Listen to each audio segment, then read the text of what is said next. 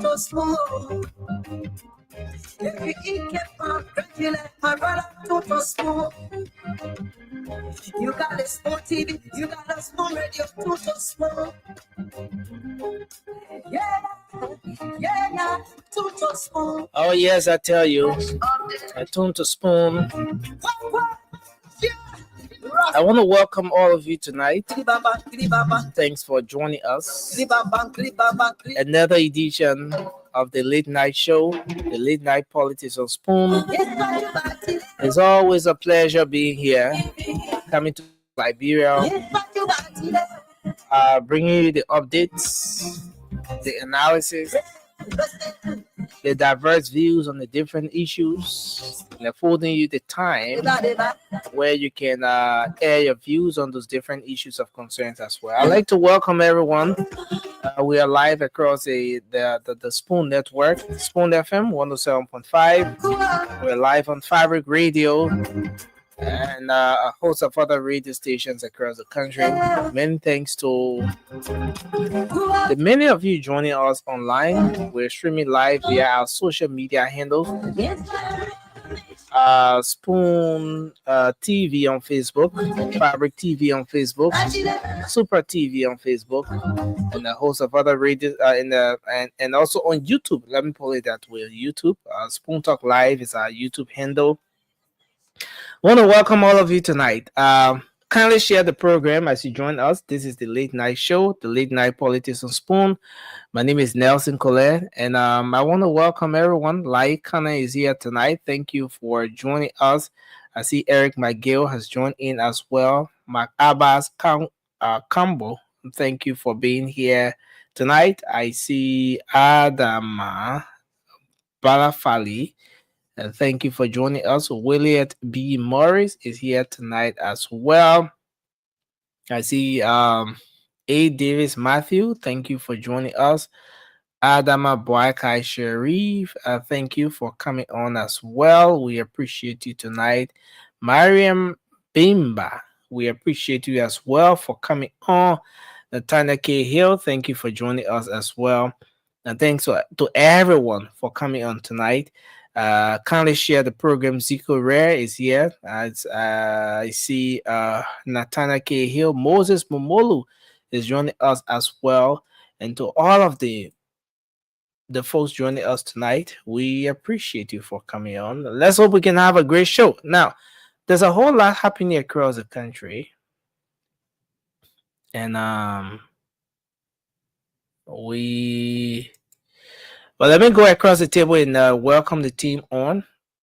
And I see Francis is already here. Francis, welcome to the show. It's good to have you on tonight. Yeah, thank you, Nelson. Thank you very much. Yeah, we are here All to right. see our. Mhm. Oh, yeah, definitely. We are here. And it's a good thing that we're here tonight to talk Liberia, to discuss the issues. Yes. So, welcome to everyone. Yes, I see a lot of you joining us, but I just want to welcome everyone tonight again. Kind of share the program as you join us. Well, there's a whole lot happening across the country. Let's see if we can bring the updates quickly. After which we're going to go into the issues today. A whole lot happening across the country. We're going to bring the updates from across Liberia today, but let's first move on to see what the happenings are.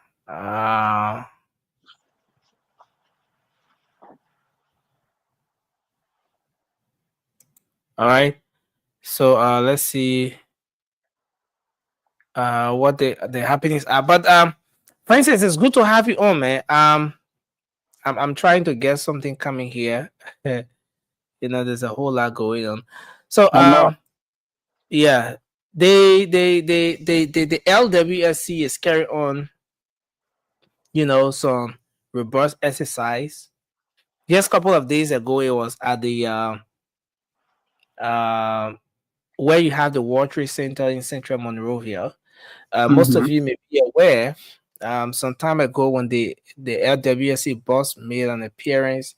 He spoke about how a lot of homes have been constructed on the alleyways, and they need to uh, carry on an exercise that will see those structures being demolished from the water line, the sewage line, and we saw that becoming a reality. Aside from the situation that happened the other day in Central Monrovia, that saw the famous uh, World Trade Center being brought down. Um, there are lots of other activities going on, and the LWSC boss is reaffirming his commitment to demolishing all structures that have been built along the sewage lines. And they had he made an appearance at the Ministry of Information, Cultural Affairs and Tourism, the mega press conference, and he was talking about how some of those people who have constructed on on the water line, on the sewer line, those people first of all were not authorized. Those were unauthorized individuals. And then secondly, they went on to construct primary structures along those lines. The sewage pipes have been covered, streams have been blocked as a result of that. And is that this is one of the reasons why there's constant flooding in several parts of the country, especially during the rainy season. And so he was talking about um, the level of improvement that we're going to see, especially during this rainy season, as a result of the actions that are being taken. But there are some Liberians who, are being affected by this. And for instance, I think the famous World Trade Center is that place in Central Monrovia where a lot of people will go to get their documents and all of those things. And the area was affected. I saw a lot of young people who were complaining about the situation because, according to them, is their regular hustle ground. Where do they start from? Those were all concerns they were raising. But why this is going on? The managing director of the Liberia Water and Sewer Corporation is saying that he's into this to make impact transformation. So they are committed to it.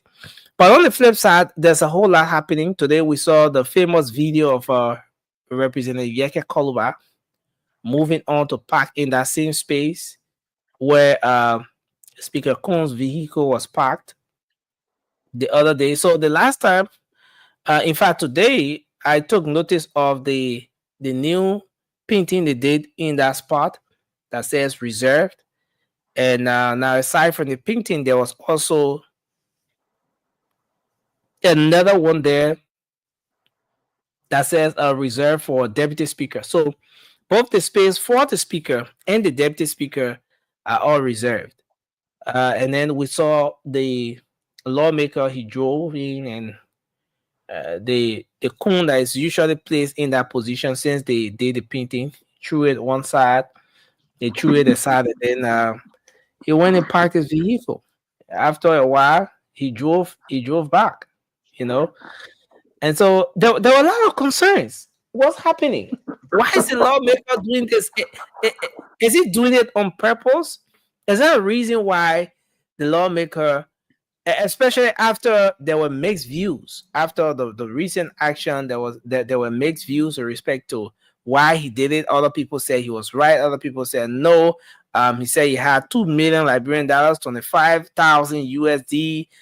His iPhone, which version we don't know, but a lot more. Why is he doing it? Why did he do it the second time around? Those are all concerns that are coming forward. But yes, he did that. And then we move on to talk about the Senate. A whole lot happening at the Senate. But before going there, the House of Representatives, there are conversations now with respect to the replacement of those lawmakers who were assigned at the Ecowas, who were selected to represent Liberians To at the represent Ecowas. Liberia. Yeah. Yeah, at the Ecowas Parliament. There are conversation because part of the reason why those majority black lawmakers decided to remove Speaker Kofa was they thought that his position or the decision or the action to have those lawmakers representing the country, the process, they had issue with the process. According to them, there should have been an election, but there wasn't an election. The guys were handpicked. And so since they took over, there are conversations around replacing those guys, having new elections, and after those who after those individuals have been elected, then they can be replaced. Well, the country is divided on that. I saw Senator Snow, for example, took a position on it when he said it doesn't work that way. As a veteran lawmaker at the Ecowas Parliament, it doesn't work that way. It's not going to work that way. There's a process. The Ecowas has locked those people, and the only way that those individuals can be replaced is when we have some sort of shaking, some level of maybe chaos or something.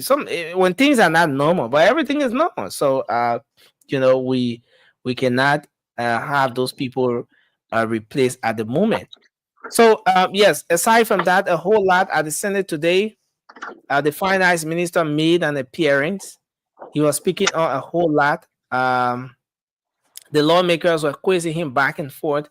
But one interview that has gone viral is the one when Senator James Biney took onto the stage. Now, Francis, for example, that Senator James Biney was one of those at the forefront when you talk about the 2023 election. He was a staunch supporter of President Boakai, and he's one person who was seen in his county, Maryland County, canvassing, trying to get rally the support for President Boakai. The senator today expressed disappointment over what's going on in the country, and he used words like this president I supported doesn't have the span to develop the country. I'm disappointed in this president I supported. And then there are concerns. There are mixed views on this. Some see his comment as a political one, as one of those statements that politicians will usually make, while others see his comment as something that's in the right direction.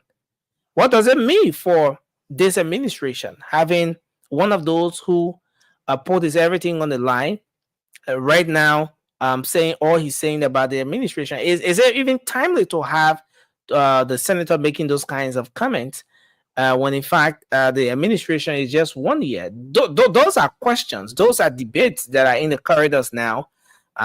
Yes, but Senator Biney made those comments. It's been going viral today as well. And a whole lot. But we're going to move on with the rest of the show. President Boakai released 4 executive orders yesterday. 4 executive orders just yesterday alone. And a lot of people were concerned about that as well.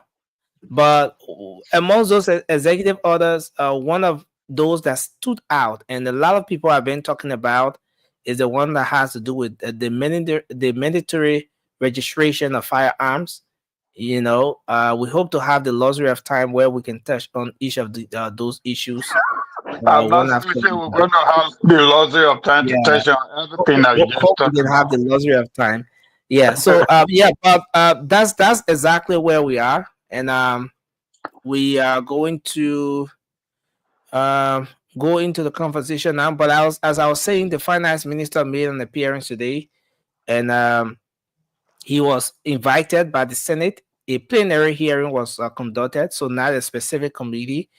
The entire plenary of the Liberian Senate was present today, and the finance minister the essence of his invite, first of all, was to give reasons why those senators didn't have hard copy of the budget, because according to them, the budget is in the execution stage, and so at this point, they should have hard copies of the budget, and so it was a concern to them, and so they decided to invite the finance minister today, and as he appeared, some of the lawmakers now started to admit that during the morning hours today, they received the hard copies of the budget and all of that, while others said they received it, but they had not gone through it.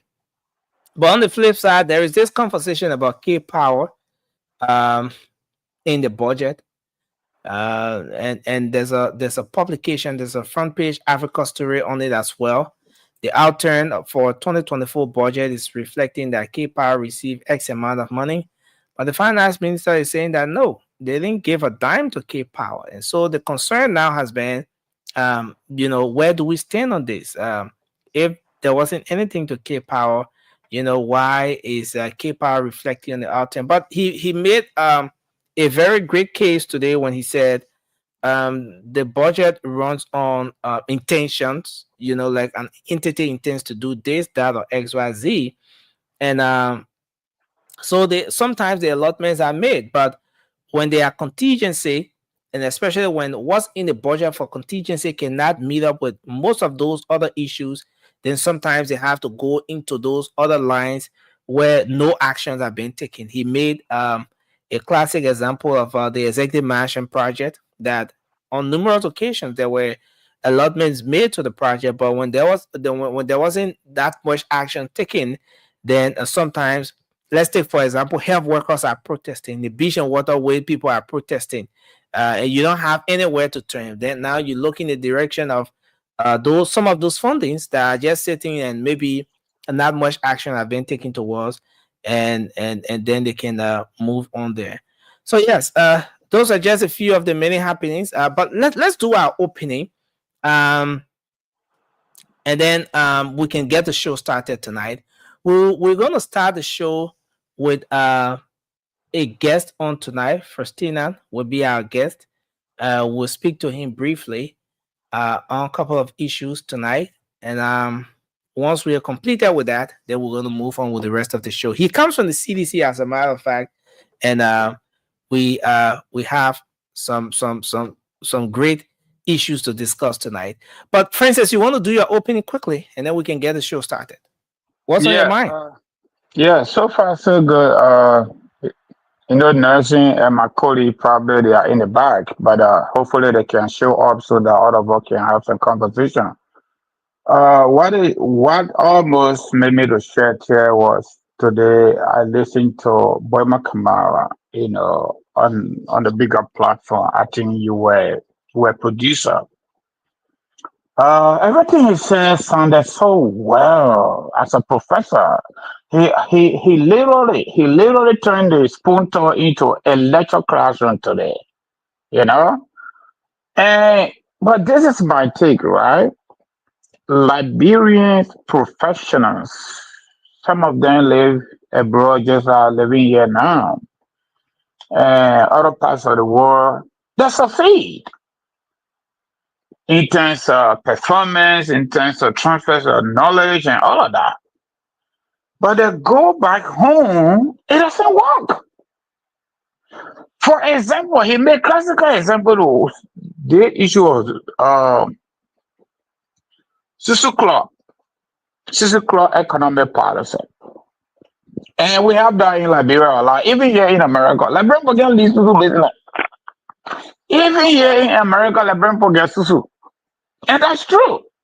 With the context of with this West Africa single currency subject he spoke about, he also spoke about electricity, for example.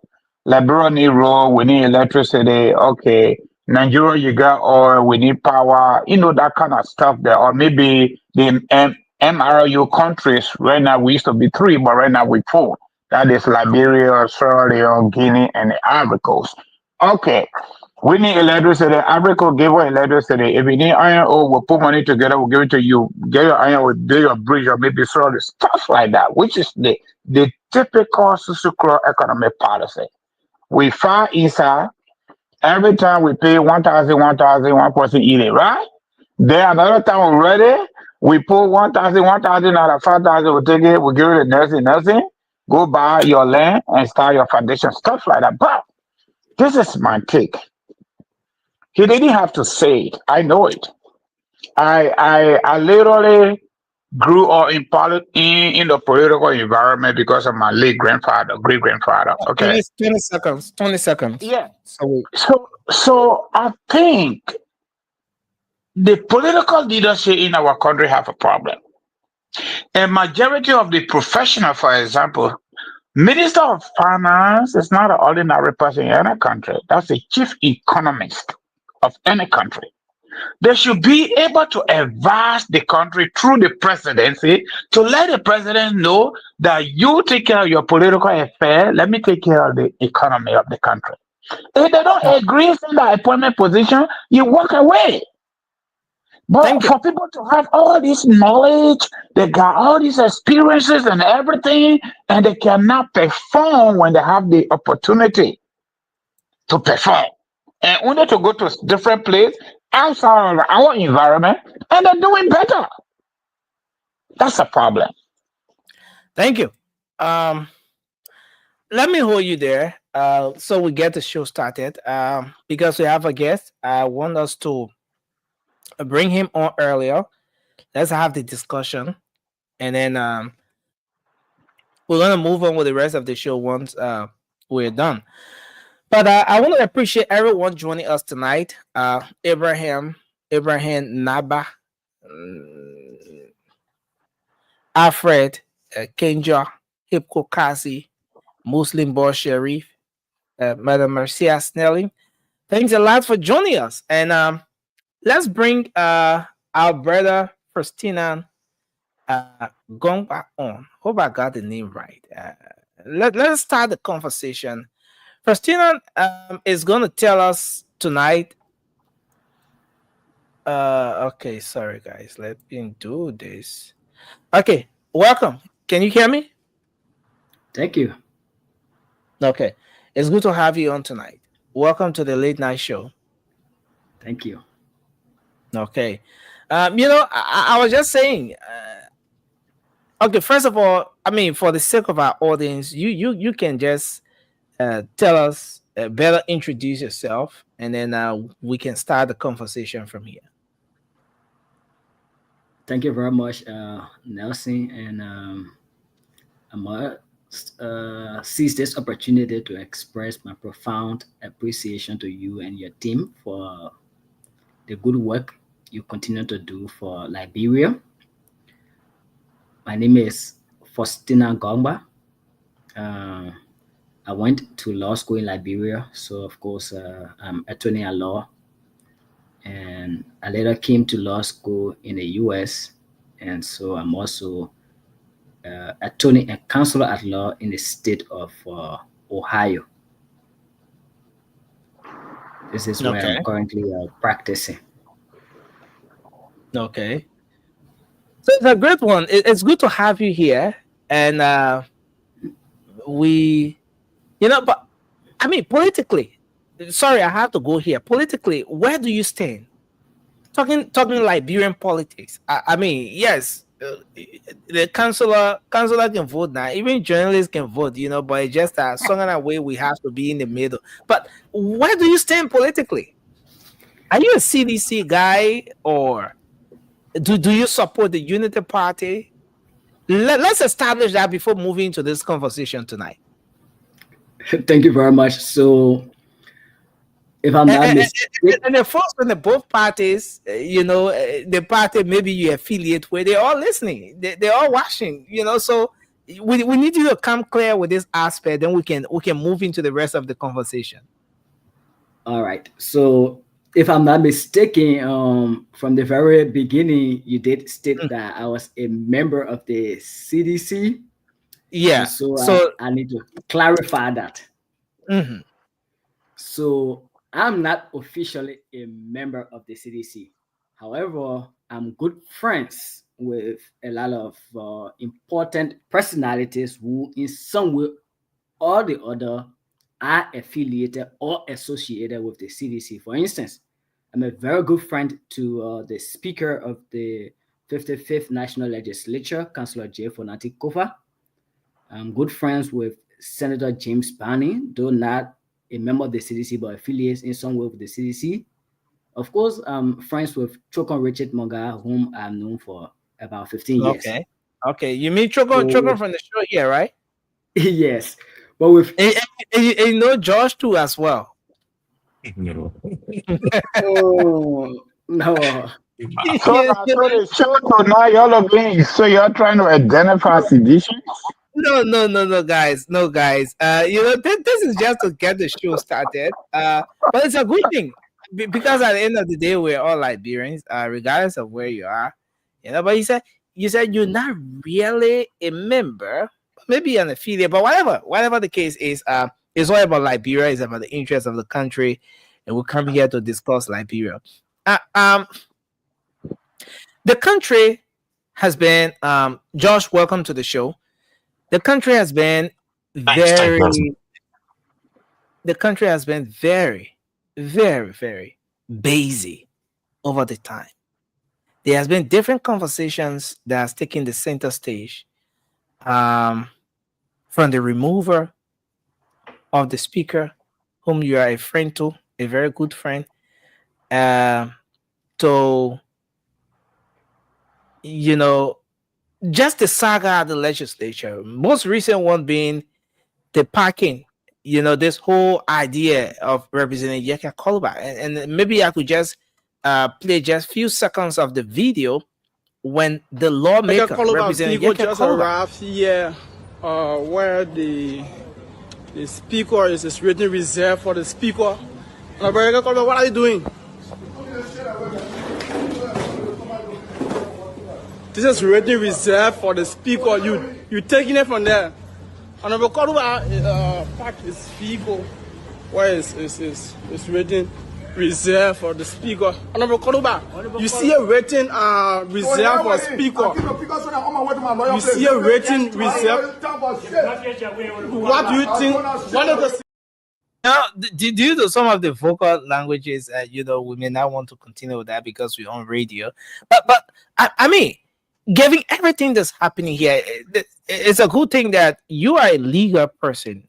From the legal perspective, I mean, we want you to weigh in on some of these happenings, especially from the legislature. Let's go back a little to the whole removal thing. We're gonna come back to the Yeka Koluba situation. I mean, where do you stand? We have a situation right now where things are more or less off and on. At one point, Supreme Court's decision ruling comes across as being ambiguous. A lot of people want a clearer understanding of it. Well, once it's not coming forth, they decide to go and sit in the chambers with the majority block. And then all of a sudden, one member of the 5-member Supreme Court bench makes a statement, and then it becomes, it gets interpreted as the position of the Supreme Court, and the very group that was in bed on the other side with the majority block decide to now leave that particular session. I mean, legally, what do you think is happening with the legislature?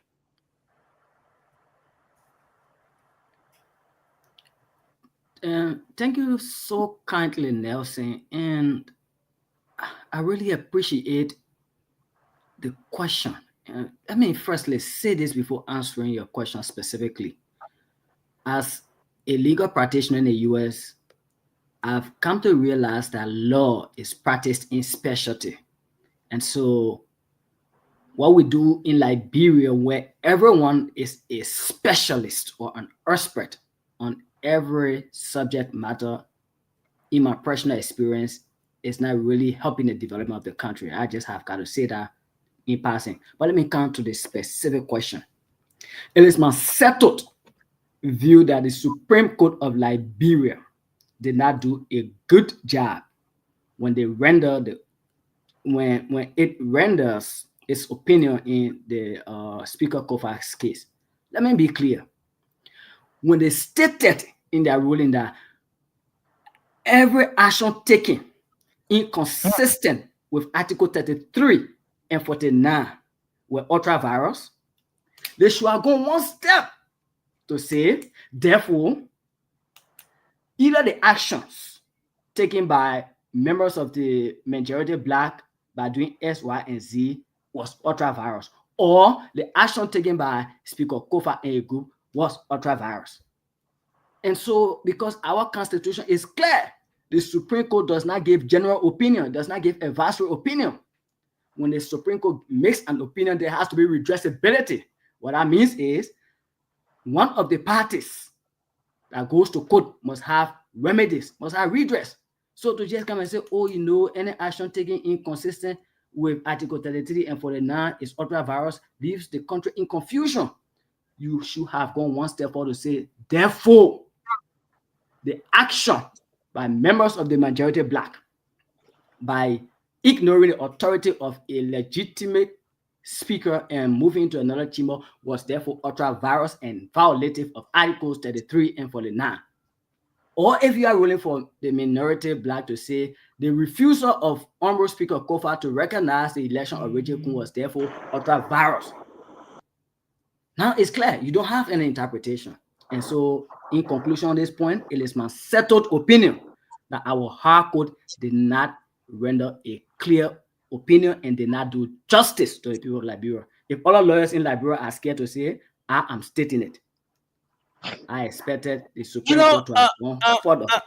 And this is important. A lot of people see this from a point where they think that the reason why the Supreme Court did not come clear to say majority or minority bloc, you're wrong, is because the both parties somehow, somewhere along the line have some missteps with respect to the way the entire saga played out. And so there needed to be a point where the court will stand in the middle. Now, there are others who look at this from a point where the court, being a separate branch of government, is trying to avoid interference with what's happening in another branch of government. I mean, what do you make of that? And so, Nelson, that's a very good perspective. But I can say this to you with confidence as a lawyer that the court's role is clear. Our constitution is clear. The court is the final arbiter of constitutional issues. So when a constitutional question, when a question of law is presented to the court's duty is to answer it clearly. It does not amount to interference. The question of whether or not a speaker was illegally or legally removed is not a political question.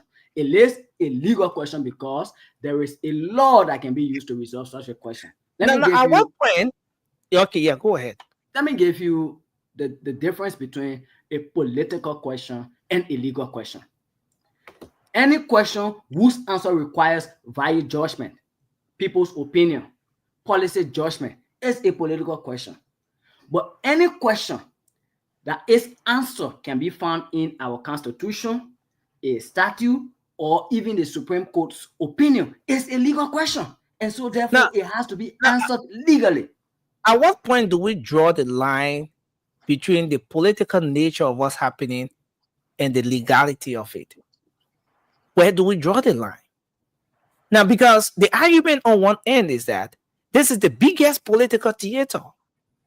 And that place is about the numbers. And that the numbers is how the politics play out, given what we've seen even in time past. And now there's a legal aspect of everything. And the good thing is that you're a legal person. Where do we draw the line between the politics and the legality? So the line of demarcation or dichotomy should be very clear as night and day, because the question The Supreme Court has to always answer the determinative question.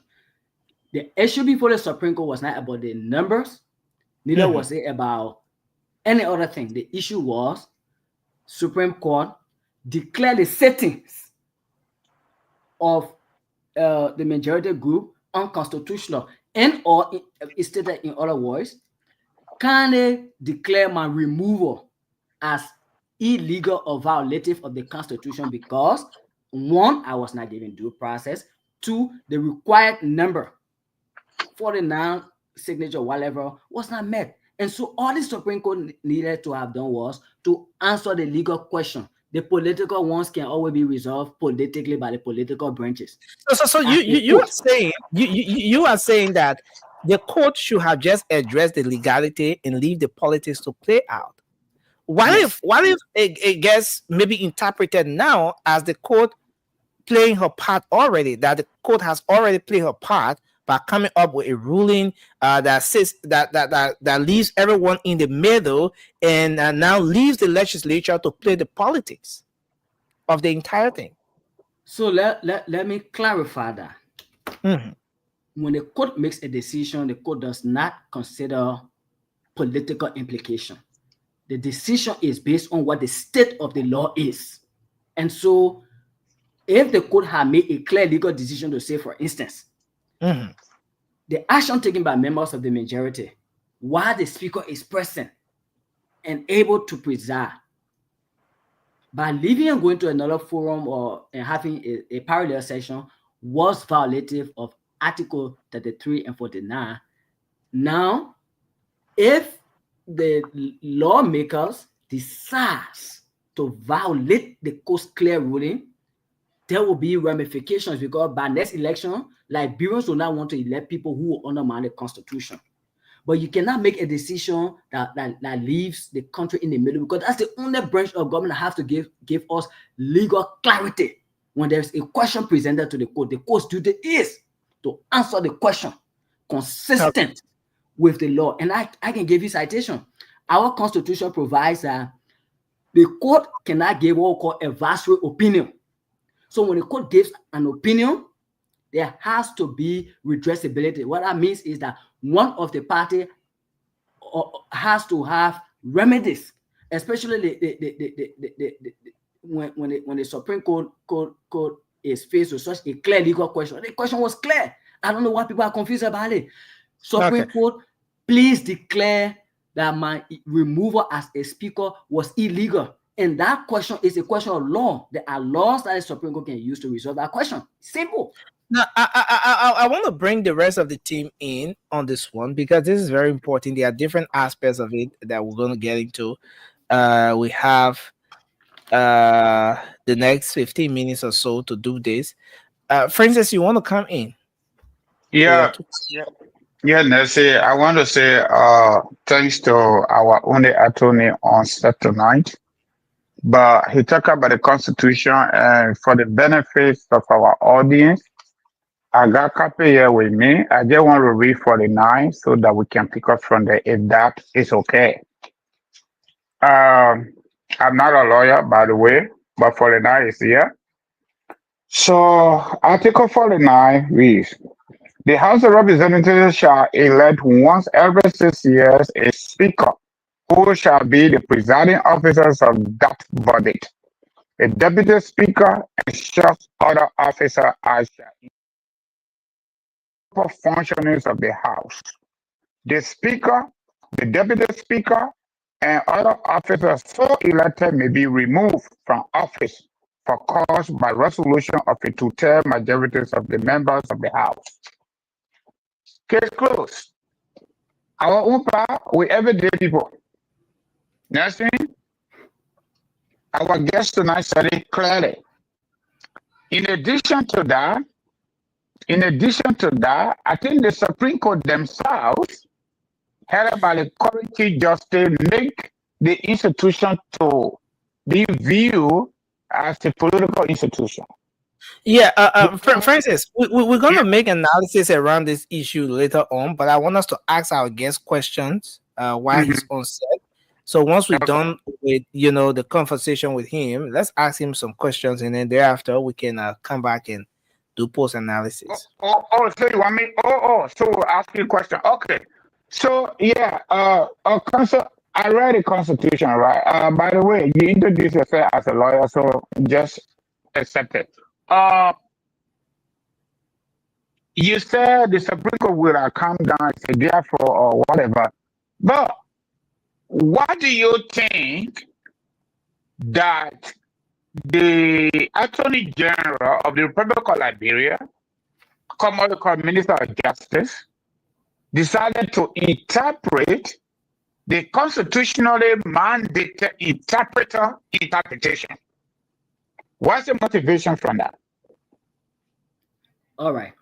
So the Attorney General is the legal counsel for the government, specifically the executive branch. So if members of the executive need some legal help, maybe like in this instance, they are in doubt of what the Supreme Court's decision really meant, that is the person responsible to provide that opinion. So he acted within the statute. But here is my point. Had the Supreme Court been clear to state what actions were ultra-virus, instead of just saying any action, no one took any action to you. They took a particular action to you.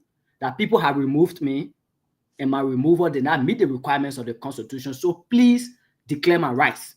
Please declare that the actions of the people are against our Constitution. And then the Supreme Court can say any action that violates Article 33 and 49 is ultra-virus. Now the country is confused. And so the president did the right thing to go to the Attorney General, who is the legal counsel to the president and of course, the executive branch, so that he provides a legal interpretation of the Supreme Court's decision. I disagree with his interpretation, but however, he was performing his statutory duties, and that duty was only necessitated by the Supreme Court's own lack of clarity in the decision. Okay, you have another question? I got a quick follow-up question.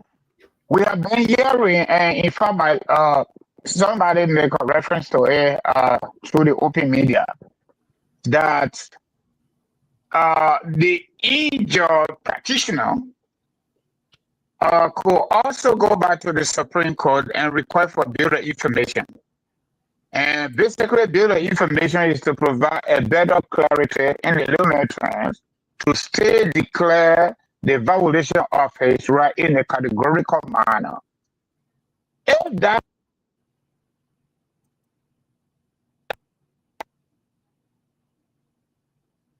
Wow.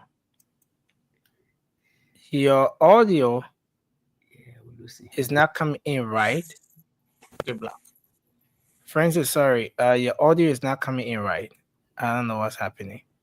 I don't know. But I can comment on the bill of information. But Francis, if you're using a Bluetooth or something, can you disconnect it and just use the mic for the gadget you're using?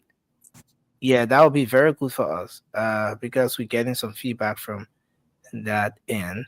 Oh, you're not getting feedback from my hero. Okay, yeah. So can you hear me right now?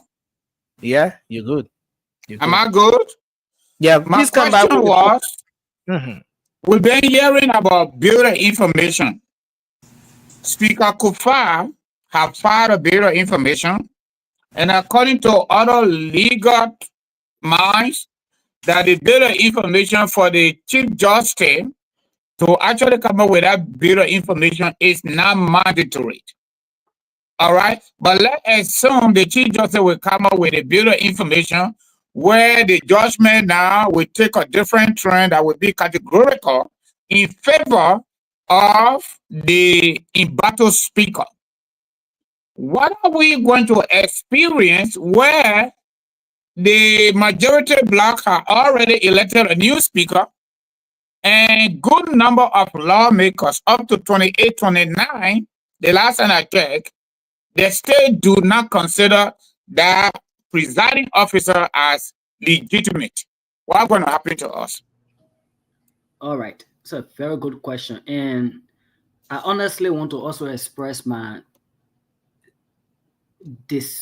disappointment over why the Supreme Court has not heard the Bill of Information. But let's come to your specific question. In the event that the Bill of Information is heard by the Supreme Court and the Supreme Court interprets or clarifies its previous opinion to the effect of favoring the embattled speaker, the legitimate speaker in my view, Honorable J. Fonati Kofa, every action taken by the majority black, whether be it election or speaker, whatever, will all be null and void. They will have no legal effect because when you discharge the functions of an office that you do not have the authority to discharge, then every other thing you do is a legal nullity. And so if that becomes the case, then every action that the majority black has taken under the speakership of Mr. Richard Kuhn will be reversed. Thank you. Because to begin with, he was not speaker. Let's hear from you, Josh. You want to come in? Look, Nelson. Nelson. Look, Faustina, thank you very much for coming. And look, you're speaking my mind. So look, I got nothing to add to this. I think what is happening in Liberia is very unfortunate, but Liberia is a special place. Like, we expect our how do you call them? Our finance ministers to be technocrats. We have other than as men of God. The current one is telling us to fast and pray, and the former one we had on the show today was telling us about God, how we should give our life to Christ. It's a good thing to give your life to Christ, but God does not, He doesn't work when you are sleeping. I think it is a fallacy that people think you can go to church and be praying and then you get rich. It's impossible. And one of the things that don't work. Meanwhile, Josh is an evangelist in a church. Josh tells us in the chat room about God. He wants people to turn to Christ. Yeah, he wants you to work. God wants you to work. He comes on the show and disagrees and dismiss, the cause from. I'm not being dismissive. Being dismissive. What I'm trying to say is that, look, Nelson, let me tell you something today. Today, I was talking to one of my friends, and I was watching a TV program. And this guy, they go in the bushes and they stay there, and they are isolated, and they find food for themselves to eat and everything. This guy, it was snowing. It's in North America. It was snowing. They called the program Alone. I want you guys to have a look at it. So the guy, he was hungry. You were about to give him. It was the longer you stay, you are the last person you will get a water $500,000, right? And this guy is in the wilderness. He didn't have food to eat.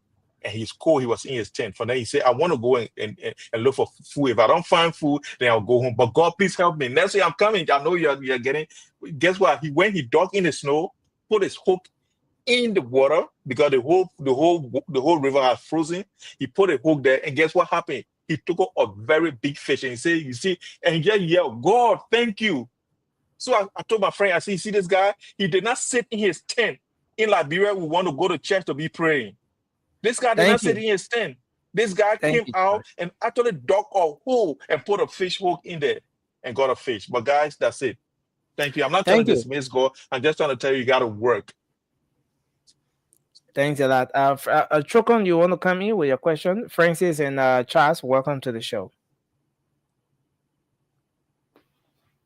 Oh, thank you very much. Okay. Yeah, thank you very much. Let me start by appreciating the Council for Stina P. Gongba, my very good friend, for his brilliant presentation on the show tonight. So I listened to your presentation and I had this question lingering on my mind, and I'm pretty sure that you are probably going to speak to it. If the prosecutors and prosecutrix at the Supreme Court refuse to speak to this issue about the constitutionality of Fonati removal or the sitting of the Supreme Court, which other option does he have as a person? So It's a very good question. You see, the Supreme Court stands between anarchy and orderliness. And the Supreme Court is required to frown on anarchy and look to orderliness with favor. It is on a very disappointing note that the Honorable Supreme Court was not able to resolve a simple question. It's a question that I could have resolved in just one stroke. But as unfortunate as that may be, we'll pray that the Supreme Court sees reason to pass on the constitutionality or the unconstitutionality of Speaker Kofa's removal. But another option could be Speaker Kofa could go to the Ecowas Community Court and he could allege that his human rights were violated. That could be another avenue, but the best option would really be for the Supreme Court to have answered that simple question. And that question was, and it still is, whether or not the speaker was removed consistent with our constitution, and or stated in other words, whether the actions taken by Mr. Richard Kuhn and his group were consistent with Article 33 and 49. Thank you. These were the questions. Jogan, you have another question? Then we'll bring Charles in.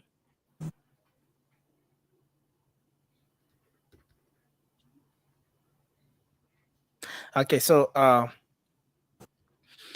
Charles, you want to come in? Yeah. Thank you, Nelson. Again, it's always a pleasure to be here.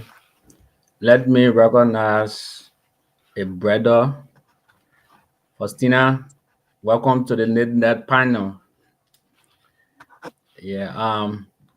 Francis and George, I mean, recognize you guys as well, and our many listeners and viewers in whatever locality you find yourself in. But I have issues with this removal. My first question has to do with the Supreme Court. We understand that the issue was put before them, and the Supreme Court said also virus in their ruling. And it was because of that the Attorney General defined it the way he wanted to, told the government. And so at that point, the majority black listened to that, and they decided to follow that ruling. Now, if the Supreme Court come back and give a proper interpretation of their ruling that is contrary to the court, contrary to what the Attorney General said previously, what will happen next? What will be the next action of the majority black, of the so-called speaker that we have? All right. So, as I have stated prior to you coming, my good friend and brother Charles, and Nelson, if you do have the ruling, if you were to just pull up just a very 3 last sentences, the one that the Supreme Court said, any action. Okay, I'll try to find that. Now, that is firstly the Supreme Court was on track, because that's how you do a ruling. You have to state the general principle, any action. Then you now have to take it from the general now and bring it to the specific. So when they say any action that does not comport with Article 33 and 49 is ultra vires, then now they should go and say, therefore, the act of Mr. Kuhn and his group to go and have section that was not presided over by the speaker, while the speaker was in this country, he was competent and capable of presiding, was ultra virus, was violative of Article 33 and 49. Now there is no confusion. but they did not take that last step. So now there was a confusion, thereby necessitating the Attorney General, who is then the legal counsel to the executive branch, to come and interpret the ruling in the way he did interpret. And for the record, I disagree with him. Now, if the Supreme Court comes back and clarify the ruling to the effect of recognizing the authority of Speaker Kofa, every action taken by Mr. Richard Kun and his likes will be reversed.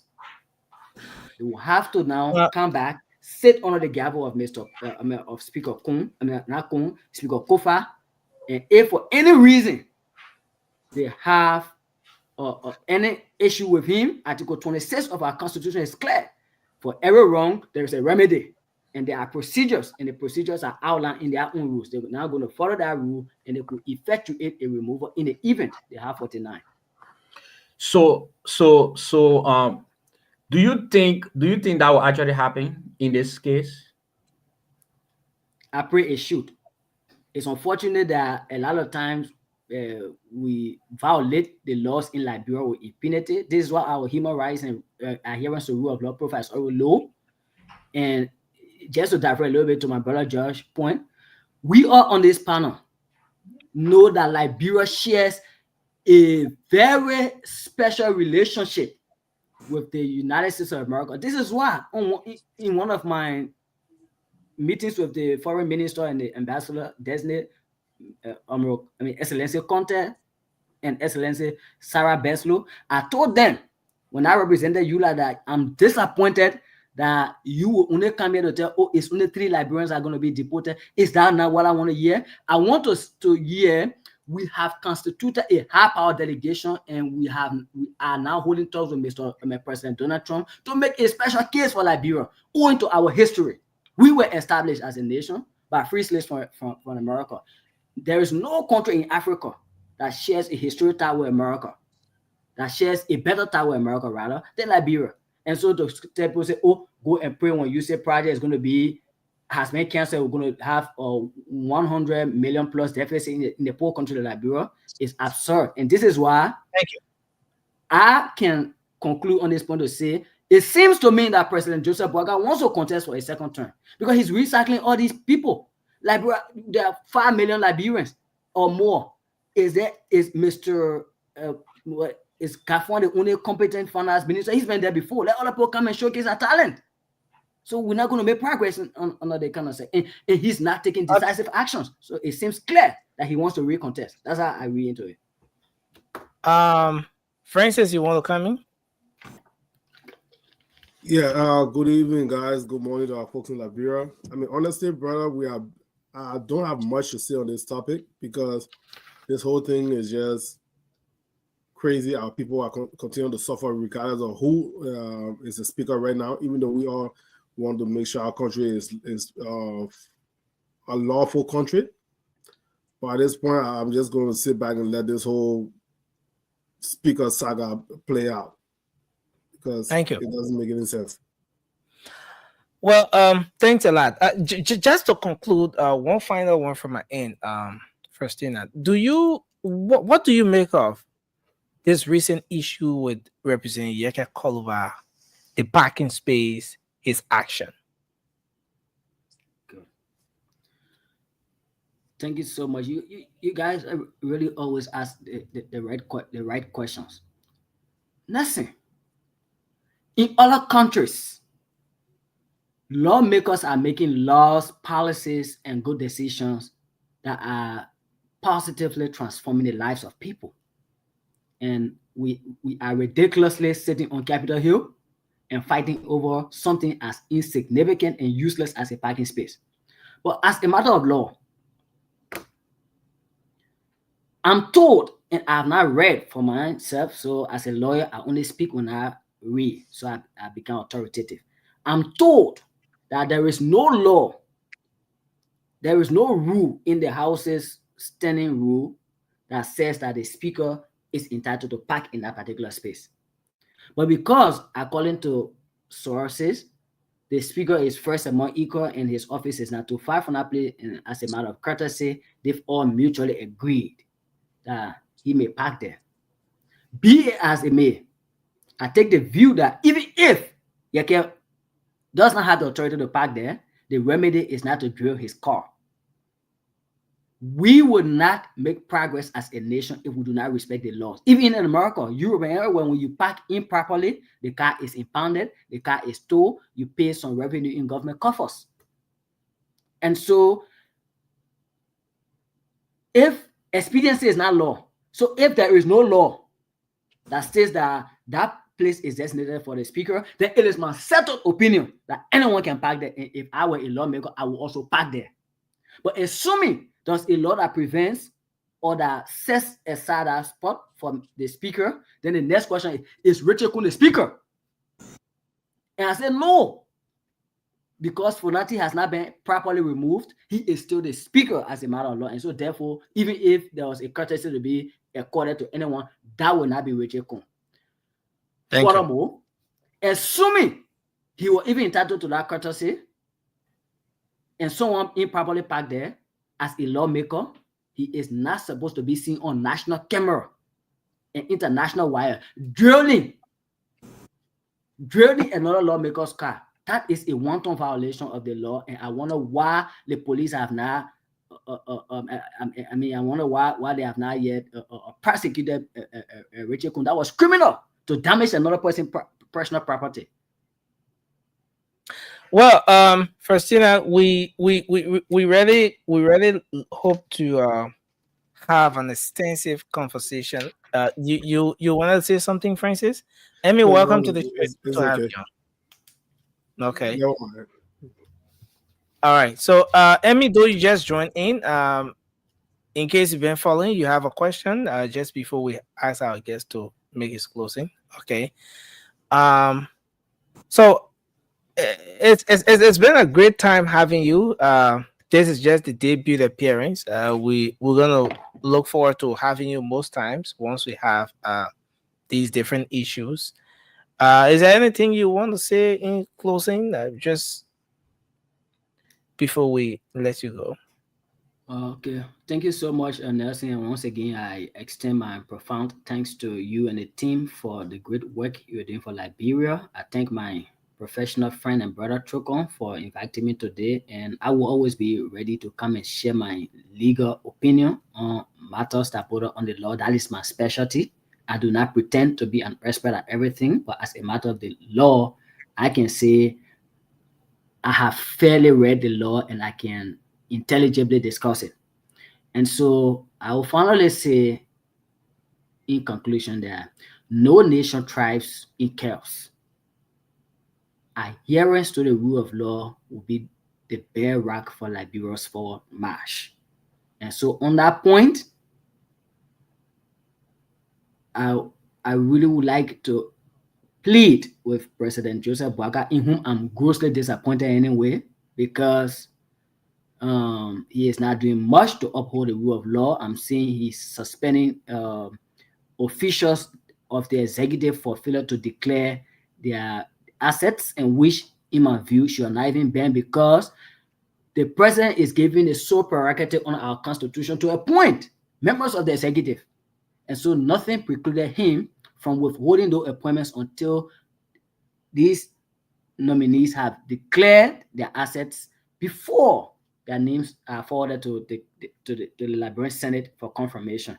And so with all these violations of the law, it's getting clear to me that Mr. Boakai will want to run for a second term. There's nothing wrong with that. Constitutionally, he has that right. But we just beg him to run our country consistent with the law so that Liberia can make the needed progress. Thank you. Yeah, that's a quick one. Let me just ask this brother one question. When I hear you speak, my brother, I think you are here to push a CDC propaganda, because as you speak, you're not trying to be a neutral person here. You just saying you said two different things just now about the same topic. I don't understand. You said President Parker is not following the rule of law, but upholding the rule of law, and you talk about he has the power to appoint. We all know he has the power to appoint, and we all have discussed the fact that he could have. People should have declared the asset before taking office. But why are you saying when you talk about he's not adhering to the rule of law, and you're relating it to him suspending people who are not following his directive, appointed officials who are not following his directive after he has given them numerous chances to declare the asset. How can you reconcile the two? All right, let me clarify that, and you have a great point.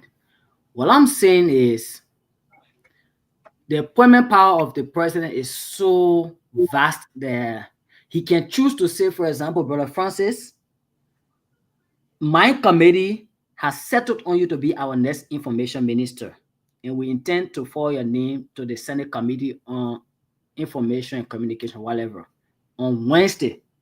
But as a precondition to sending that list, you must declare on Monday, publish it, so as to saving the headache of, oh, I've spoken to the people to declare the asset, they've not declared the assets, and so therefore I'm suspending it. You're wasting time. You have that authority resident with you. You could have done it. So all I'm saying that's is not my question. I'm sorry, my good brother. That's not my question. My question is, you attack President Boakai after adhering to the rule of law. You said that, and we all know he has the right to appoint people, and before those people are appointed, they're supposed to technically declare the asset. We all know, and all of our past leaders have failed to do that. We get it. But then he suspends these very same people that he appointed that work at the will and pleasure of him. But then you're saying he's not adhering to the rule of law by suspending these very same people that are not following the rule. oh no, sorry, his suspension was good. I will not give an applause for that, but it's still No, I didn't ask you to give a plot, but then you are in error when you said I can protect him now. use as an example. yeah, no problem. If I did say that, I was in error, but his suspension was good. But what I'm saying is, it was a violation of the code of conduct to even nominated people to public offices who have not declared an asset. 100% agree. We are in agreement on that. Okay. All right, so I think it's been a great show. But we have to transition, and we weren't here, for the past couple of days. So many things been passing, and so we're hoping to touch on some of those issues. But our dear brother Ferdinand, it's been a great time having you on here. We look forward to seeing you here most times, and this is a space where the young people get to come to discuss Liberia, share our thoughts on the different issues and all of that. And we appreciate you for coming on tonight, brother. Thanks a lot. Okay. Well, guys, I don't want to take much time. Now, most of you know, Chokon, you want to say something? Yeah, so I just wanted to correct a mini error made by my good friend Francis. He said all of the previous leaders of Liberia have not held people accountable for not declaring their assets before taking position. Apparently, he haven't been following the act that compelled the law that compels government officials to declare assets. The law that is being utilized right now is the Code of Conduct. The Code of Conduct, yeah. Yeah, the Code of Conduct. And a portion of the Code of Conduct was revised in 2023 during the terminal part of President Weah's tenure. That was when they enshrined the provision compelling government officials serving in certain positions to declare their assets. So that is the reason why we didn't see that being implemented during the tenure of President Weah, during the tenure of Ellen Johnson Sirleaf, and some of our previous leaders. I want to understand that point again. Yeah, I can go back. Yeah. So there was an amendment to the Code of Conduct in 2023. And that amendment enshrined the provision compelling officials of government to declare their assets before taking position. And if they do not, the president had the power to remove them from any such position. That is the reason why that wasn't being implemented during previous government. I forgive my ignorance there, brother Chokon, but so are you saying prior to 2023 there was no law or no policy on the book asking people to declare asset before taking office? There was nothing on the book prior to 2023. Guys, let me just say this. Yes, Chokon is right when he talks about amendment to the Code of Conduct. Right. But that amendment was basically on the local government, the provision that has to do with, okay, so there were several amendments. There were several amendments done to the code of conduct. One of which had to do with the local government, the aspect that has to do with the local government. And it dragged down to, okay, so I want to get some, but basically it was about the local government. I'm yet to come across the aspect that has to do with asset declaration. I'm see. I have right before me here the different amendments. And it And gave a lot of rights to the LACC as well. The yeah, amendment. the But my question prosecutorial is, prior to to buy. 2023 amendment, is there nothing in the code of conduct that talk about asset declaration? But let me say this. Asset declaration was in the code of conduct. You remember President George Weah, after taking office, at some point when the same issue with asset declaration we're talking about was not being adhered to by some of his officials, he sent a caveat. He sent a warning to his officials, asking them to declare their asset, or else there will be punishment or there will be some actions taken against them. Yeah, so he did his best, He at least told them to declare their asset. But what we did not see was maybe, let's say, taking the action like this, let's say, suspending people like what we see now. But yes, President George Weah himself declared his asset in July or so, after of the same year he took office. Because I And remember that was a concern also. So when I talk about the code of conduct, I'm not talking about the amendment to the code of conduct, but asset declaration has been a part prior to 2023. So when I say past leaders are guilty of it, that's what I'm speaking of. Okay, guys, we have to lay that to rest a little, and there's a whole lot happening across the country. Most of you are aware that in the 2023 election, one of the frontliners was Senator James Biney, James P. Biney of Maryland County. Senator Biney was seen in the church in Maryland. I remember this famous video where he went and gave offering. After giving an offering, when he was about to talk, some of the people started saying, "Hey, we know why you coming talk. That politics thing you want to talk. We're not voting, and all of that." And so he said, "So I want you to vote for the rescue mission." All people say, hey, the whole play went wild. But those were some of the sacrifices, some of the steps that those people took to make their own contribution to bring this government to power. Now, Senator James Biney today in session at the Liberian Senate, when the finance minister appeared, this is what he had to say. And I want us to listen to just a portion of what the lawmaker said today. This is Senator Biney, James P. Biney, for you.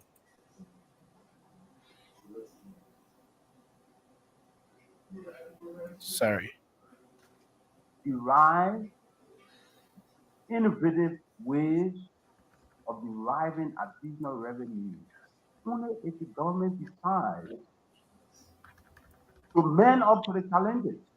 When I supported the current president, I was cognizant of his age and his experience, and I really thought that he still has to prove that he has the capacity to develop the science to put in place some mechanisms that will ultimately increase the revenue base of our country. For example, the forest sector. The forest sector is largely underperformed. And I want us to take this step by step, bit by bit. We're going to make some analysis around this. But this is Senator Biney speaking. 1 year after this government took power, 1 year after this dream of wanting to see President Boakai become president, he said he thought, given the president's experience, age, and everything, the president would have had the will to develop the country. But he's disappointed. He thinks the president still needs to prove himself.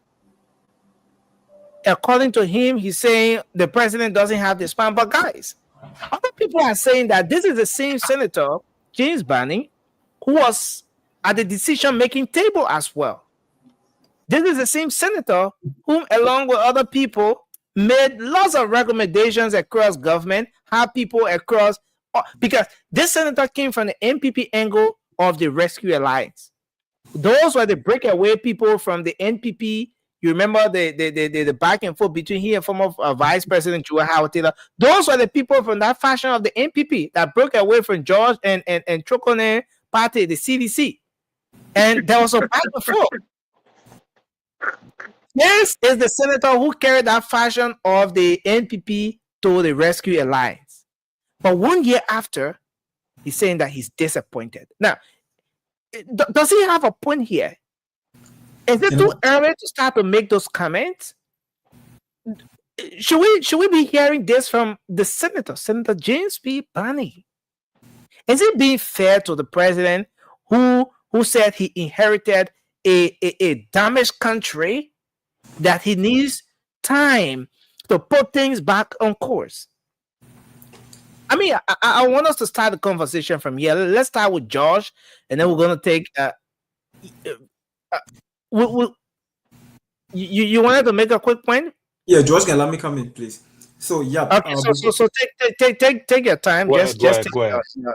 yeah. So before I speak to Senator Biney issue, I just wanted to clarify that I was making specific reference to the 2021 amendment to the Code of Conduct, specifically Part X, Section 10.2. If you get time, you can read it later. But Okay. I wouldn't hold. I can repeat it. Section Part X, Section 10.2. Yeah, Senator we're gonna... Biney responsible for whatever is going on right now. I think that is a fair appraisal of the government performance. And you see, the last time we spoke on the show and we said that the Liberian people are disappointed in the performance of the government, holding to the fact that the expectation of the Liberian people was things that the United Party criticized the CDC about in time past. They expected the United Party to have already had a prescription to resolve or address all of the issues that they criticize the CDC of not doing. So take it, because that is the expectation of all opposition political party. If you criticize government, provide recommendation, whether it's a good recommendation, bad recommendation, we expect that if you come to power, you're going to provide some policy prescription to address all of those issues. So we thought the Unity Party had a solution to the issue of poverty.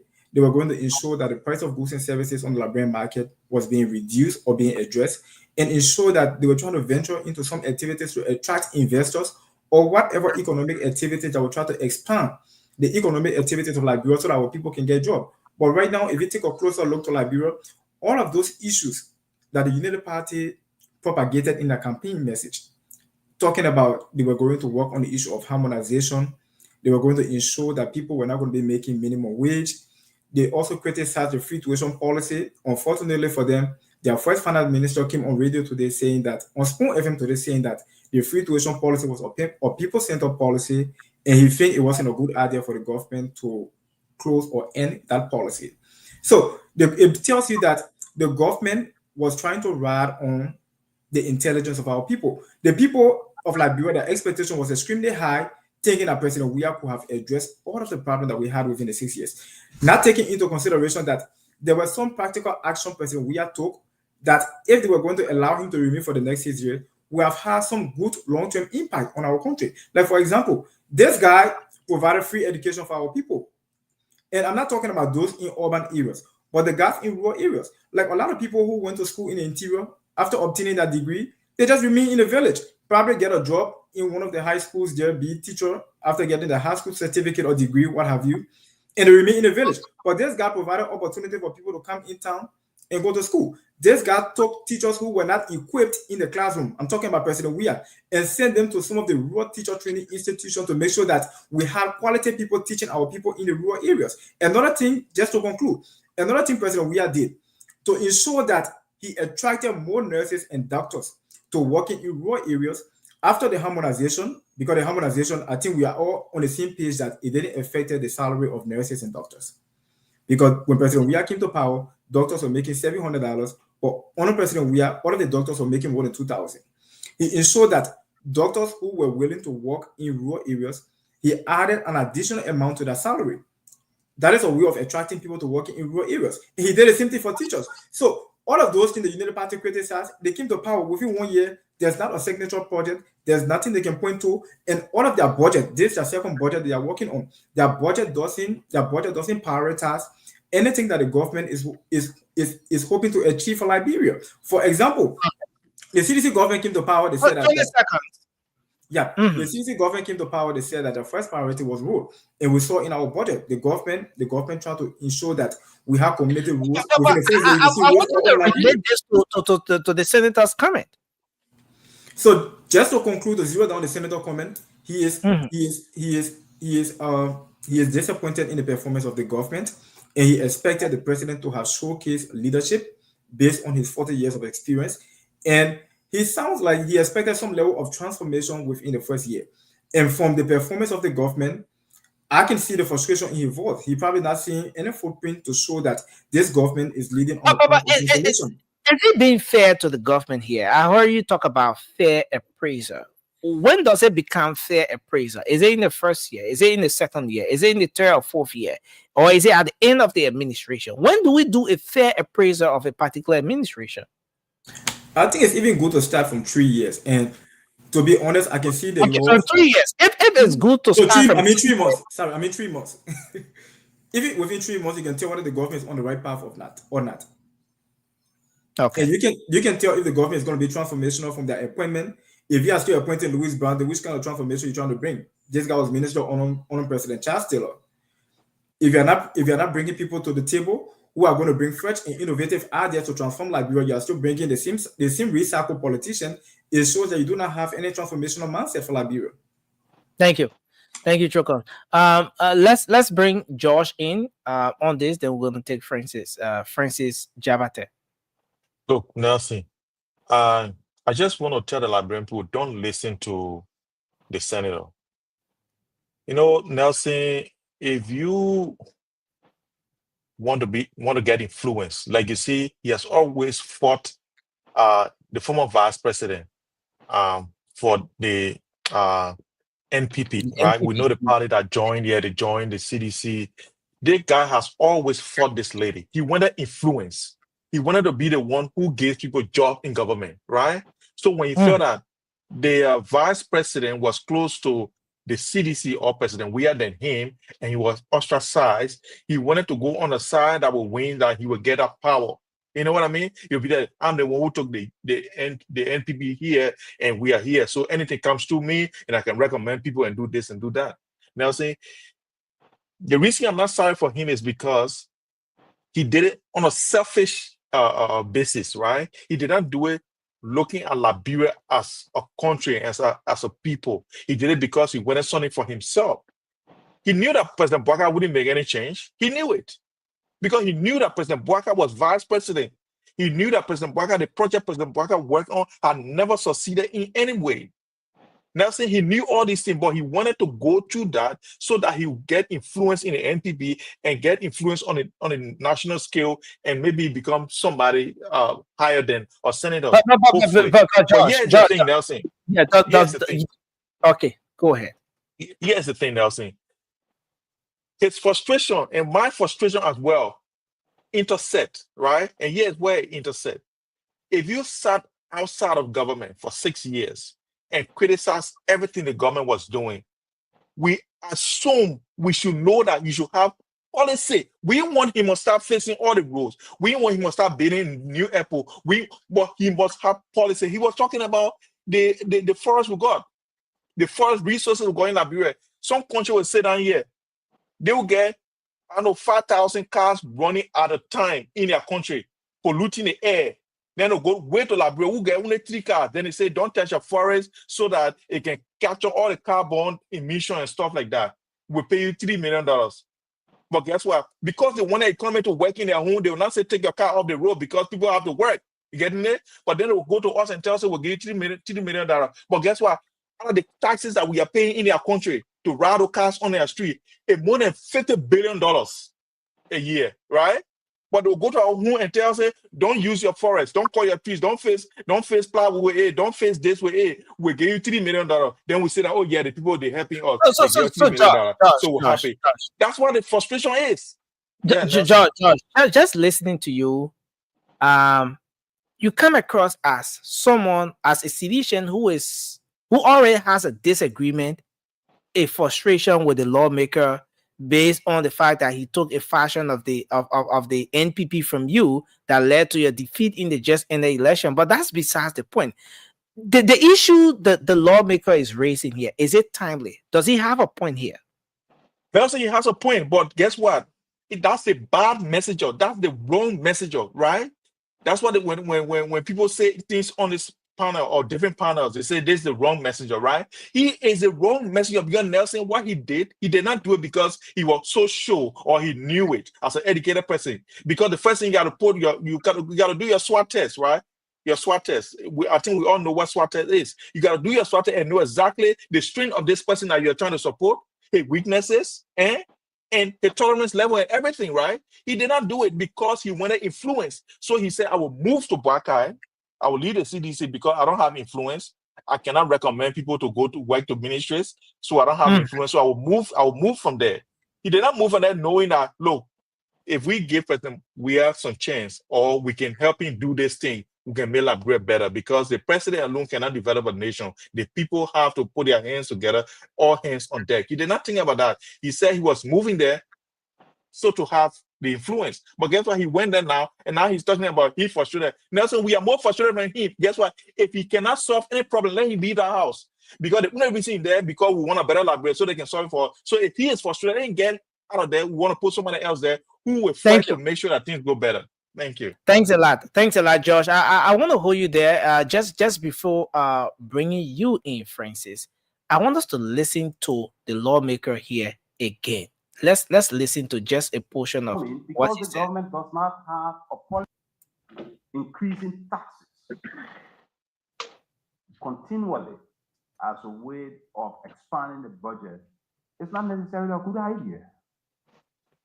We can derive innovative ways of deriving additional revenue only if the government decides to man up to the challenges. When I supported the current president, I was cognizant of his age and his experience, and I really thought that he still has to prove that he has the capacity to develop the spine to put in place some mechanisms that will ultimately increase the revenue base of our country. For example, the forest sector. The forest sector is largely underperforming because the government does not have a policy of its own to drive that sector. International partners are sitting right there at FDA determining what the country does with its forest sector, restraining the capacity of the government to generate revenue. Just a few years ago, when Mr. Taylor governed this country, and he had all his SSAs, but let's dwell on the positive side of it. Let's dwell on the positive side of it. We didn't have electricity in this country, but we're producing plywood in your county, Basso. We're producing plywood in Maryland. We're producing plywood in River D. The country was industrializing, and we were generating money from export. 20 years on, we have electricity, and we are importing plywood. We have one of the largest rainforests in West Africa. The spine, the president has to develop the spine, the capacity. Francis, I want to come to you on this one because this is very important. And see, are we getting from the senator here that former President Charles Taylor was doing well with Liberia than current President Joseph Yuma Boakai? So which Francis are you talking about, Nelson? Now you ambassador. Francis, The way you don't get too much chance ambassador on the is so that we're not confused. Please respect the title, the honorable man. But Nelson, I will flat out say yes, because the reason I'll say yes to the last question asked about Charles Taylor and now, it's not just a swipe at President Boakai. It's a swipe at George Weah and his predecessors also. I left Liberia in 2004. When I left Liberia, $5 United States was about 250 Liberian dollars. But now $5 United States, you do the math, you know what it is. So that should tell you alone that the country was doing a lot better. And we used to go play football. We would be on Broad Street waiting for a car to go back home, or we'll walk home from 9 o'clock at night and go back home on Camp Johnson Road without any fear of anybody hijacking or robbing us or doing any of those things. You can't do it now. So if you look at if you try to compare the two, Chancellor committed a heinous crime against the Liberian people. But if you're going to compare his time when he was president and now, yes, Chancellor time was a lot better. You could eat $5 US. We used to go play football. We'll buy Kobo. $20 you go to the Kobo shop, eat $20 Liberian Liberty Kobo, and you full. You eat a $5 US for 1 week. Every day, just go eat a $20 Kobo. You'll be fine. Or your Gary Yogo. At least you go afford it. But what happened after Chancellor time? When we got into peace, prices started to go up. But let me I will also agree with the senator, even though people may have their own way of looking at him, saying he was against this person or against that person, but let's look at what he's saying. Let's look at the content of what he's saying. And he's right. President Boakai need to man up. His predecessor did not man up or woman up to do any of these things. That's the reason why today President Donald Trump is putting America first by cutting aid from wasting taxpayer dollars across the world. And in less than a month, he has saved over $1 billion of for the United States, American people. And then in Liberia, our greedy officials who don't care for our people, they are not complaining and saying all these things. Well, we can do the same thing. I just sat here and when I appear on the show, I just sat here and saved Liberia $8.6 million. Just by cutting, looking at the 19 government ministries, the 103 lawmakers, the 5 Supreme Court justices.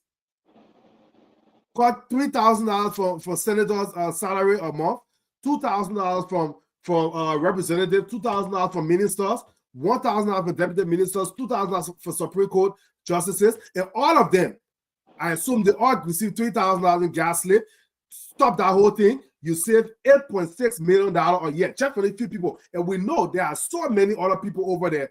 The other government entities like LTA, NPA, LPRC, all the other LBS, all the other places that the people make a lot of money. You pay people also to live in a house that they own, housing allowance. You buy fuel for that generator. So you see, all the things, a responsible country, like even in your house, a responsible parent, if they lose one of their income, what do? They start looking for how to get cut back on waste. They start looking for how to get cut back on waste to be able to live within that means. Liberia, we are just professional beggars. Now, this USAID stuff has been cut. Everybody panicking. Why are you panicking? Why you get a country of over 90% unemployment, a handful of people getting all the money, and you don't even know where to go? You don't even know where to go to cut waste? But look at our brother Choco. Yeah, he left after he made thank God he's back.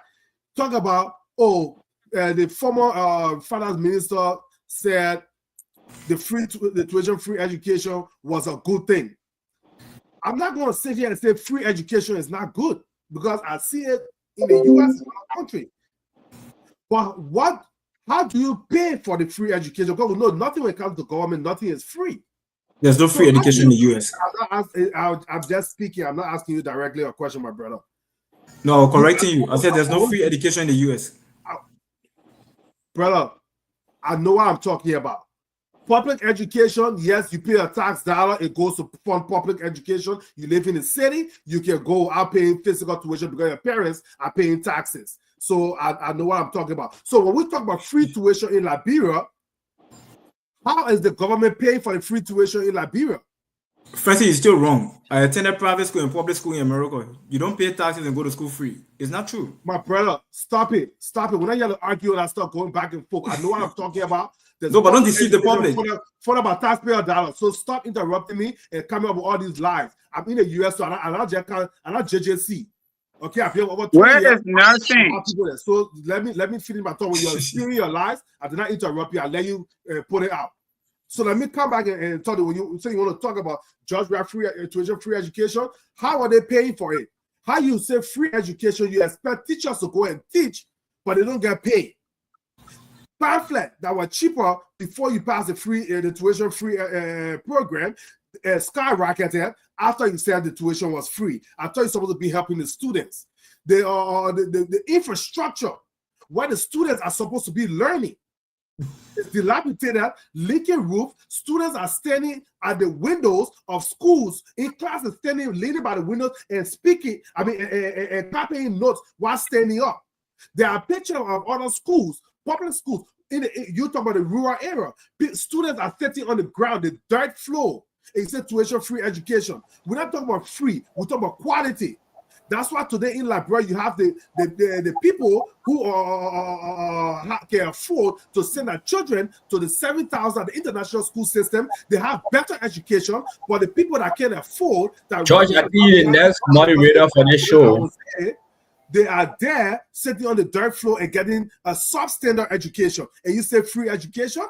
You think when 20 seconds, 20 seconds. Without paying a dime, then that's what you call free. How is the government paying for the free education?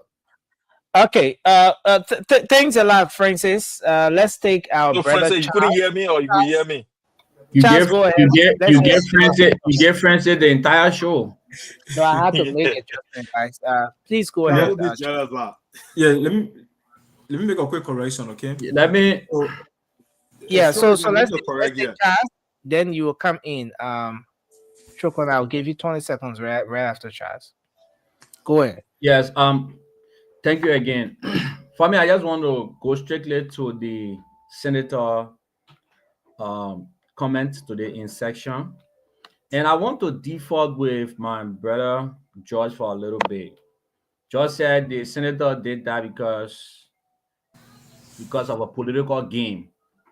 And if he says that, it means Liberia as a whole, the entire country, did it because of political game as well. Because at that point, we were all against things that were going on in our country with the CDC government. And so at that point, we felt that we needed someone who had the experience, who have been into government, who understands the workings of government. And so majority of Liberians supported the Unity Party and ran campaign because they wanted Joseph Boakai to be the next president. So it's not just because of political game. Liberians, people who supported him, they were not supporting him because of political game. They were supporting him because they needed change and because of his experience. However, does the lawmaker, just going back to the point that he's making, first year into the administration, the concerns he's having now, the way he's coming out with it, do you think it's timely? Nothing is more than timely. It's more than timely. And the reason why is because, you see, I'm one person on this platform. I said this numerous of times here. Our political institutions that we have in Liberia, they don't have agenda. We don't have agenda. We all just want the presidency. We all want to be president, but we don't have plans. Okay, today Charles is the president. What's the plan that Charles has from day one going forward? We don't have a written document, a written plan that immediately we assume power, we start to work with that plan. We don't have it. At the end of the day, will win the position, and people around will be telling us, we have to do this, we have to do this one, we have to appoint this person, we have to do this other, we have to do that. Okay. And for the senator coming out at this point, I don't think he's wrong. I think he's right, because we are going to 2 years now in this administration. They say there's a saying, common saying in Liberia, if Christmas will be good, you'll know from the eve. I believe at this point he have seen things already, and those people that are in there higher up, they already know exactly those things that's going on. These people get first-hand information. They know exactly what is going on in the country. People talk to them on a daily basis from different angles. And so for him coming out at this point to say, oh, the president had to step up, there are a lot of things going on in the country. It's true. There are a lot of things going on in the country. The president is not in charge of this country as we speak. He's not in charge. And to put him in the right position as a president, he need to step up. And that's the reason why many Liberians, including us on this platform, is calling on the president to do the right thing. Because at this point, he's not doing it at all. And people just doing what they can do. Even those people that he appointed, they are doing what they can do with no kind of fear that, oh, we have somebody who will check us. With no fear. And people just going ahead doing things that they want to do. You know, and so the senator come out at this point, he's right to come up, and every Liberian is their right to come out at this point. Even the baby that is born today, if the baby is come out today and say, yeah, the president need to step up, yeah, the baby is right. The president need to step up, because there are things that are going on is not right. Just this final one, then I gave Chukon his 20 seconds, then we take Francis. This is someone who is in the inner cycle. This is someone who doesn't have, who is not far away. It's not like saying the person doesn't have access. This is someone who is part of the decision making, you know, the decision making cycle. He was part of the process. Charles, do you think, even in a case where the president needs to step up, do you think where he said it and how he said it was the right way for him to have done it? He was in sections. There are other colleagues that were there that probably blind their eyes to what's going on, and he needed to speak to their faces and tell them. Okay, so Francis, not Francis, but Charles, if you have full access to your leader, you can engage with them, discuss with them at any point in time. And then you have disagreement, but instead of engaging with that person behind closed doors or whatever, you decide to take the other route, to go public with your disagreement. Are you helping the situation? He was in sections. I don't want to say, I don't want to agree that he went public, because if he wanted to do that, it's public. You have the media. Once you have the media, there is public. All right. So even if it go public, we don't know whether he passed through all of these different channels leading to what he said today or what he said in section. You know, probably he spoke with the president and he spoke with people around the president to get those issues raised up to him. And there's nothing, he can't see anything. And so, in fact, for him coming out too, I don't even see it as a means of that following China. He want the Liberian people to know what's going on too. And I just don't see it wrong. I just don't see it wrong. Thank you.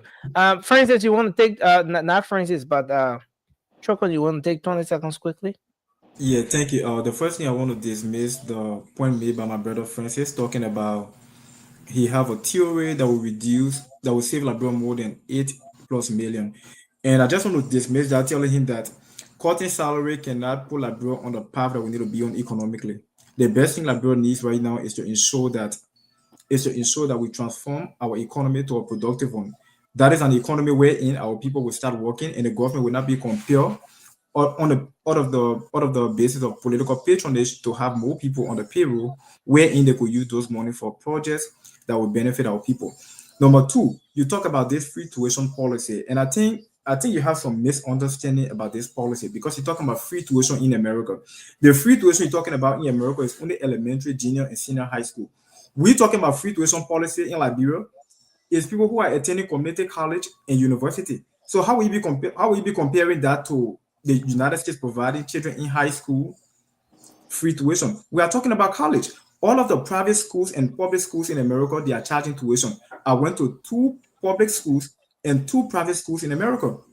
So you cannot tell me, you cannot come and quote or talk or fool me telling me that the United States provide free tuition. There's no single public institution in the United States that you can provide on this show that provide free tuition. I challenge you. Even in abroad, the primary and secondary school don't have free education. I want to hold you there. Francis, I see your hands up.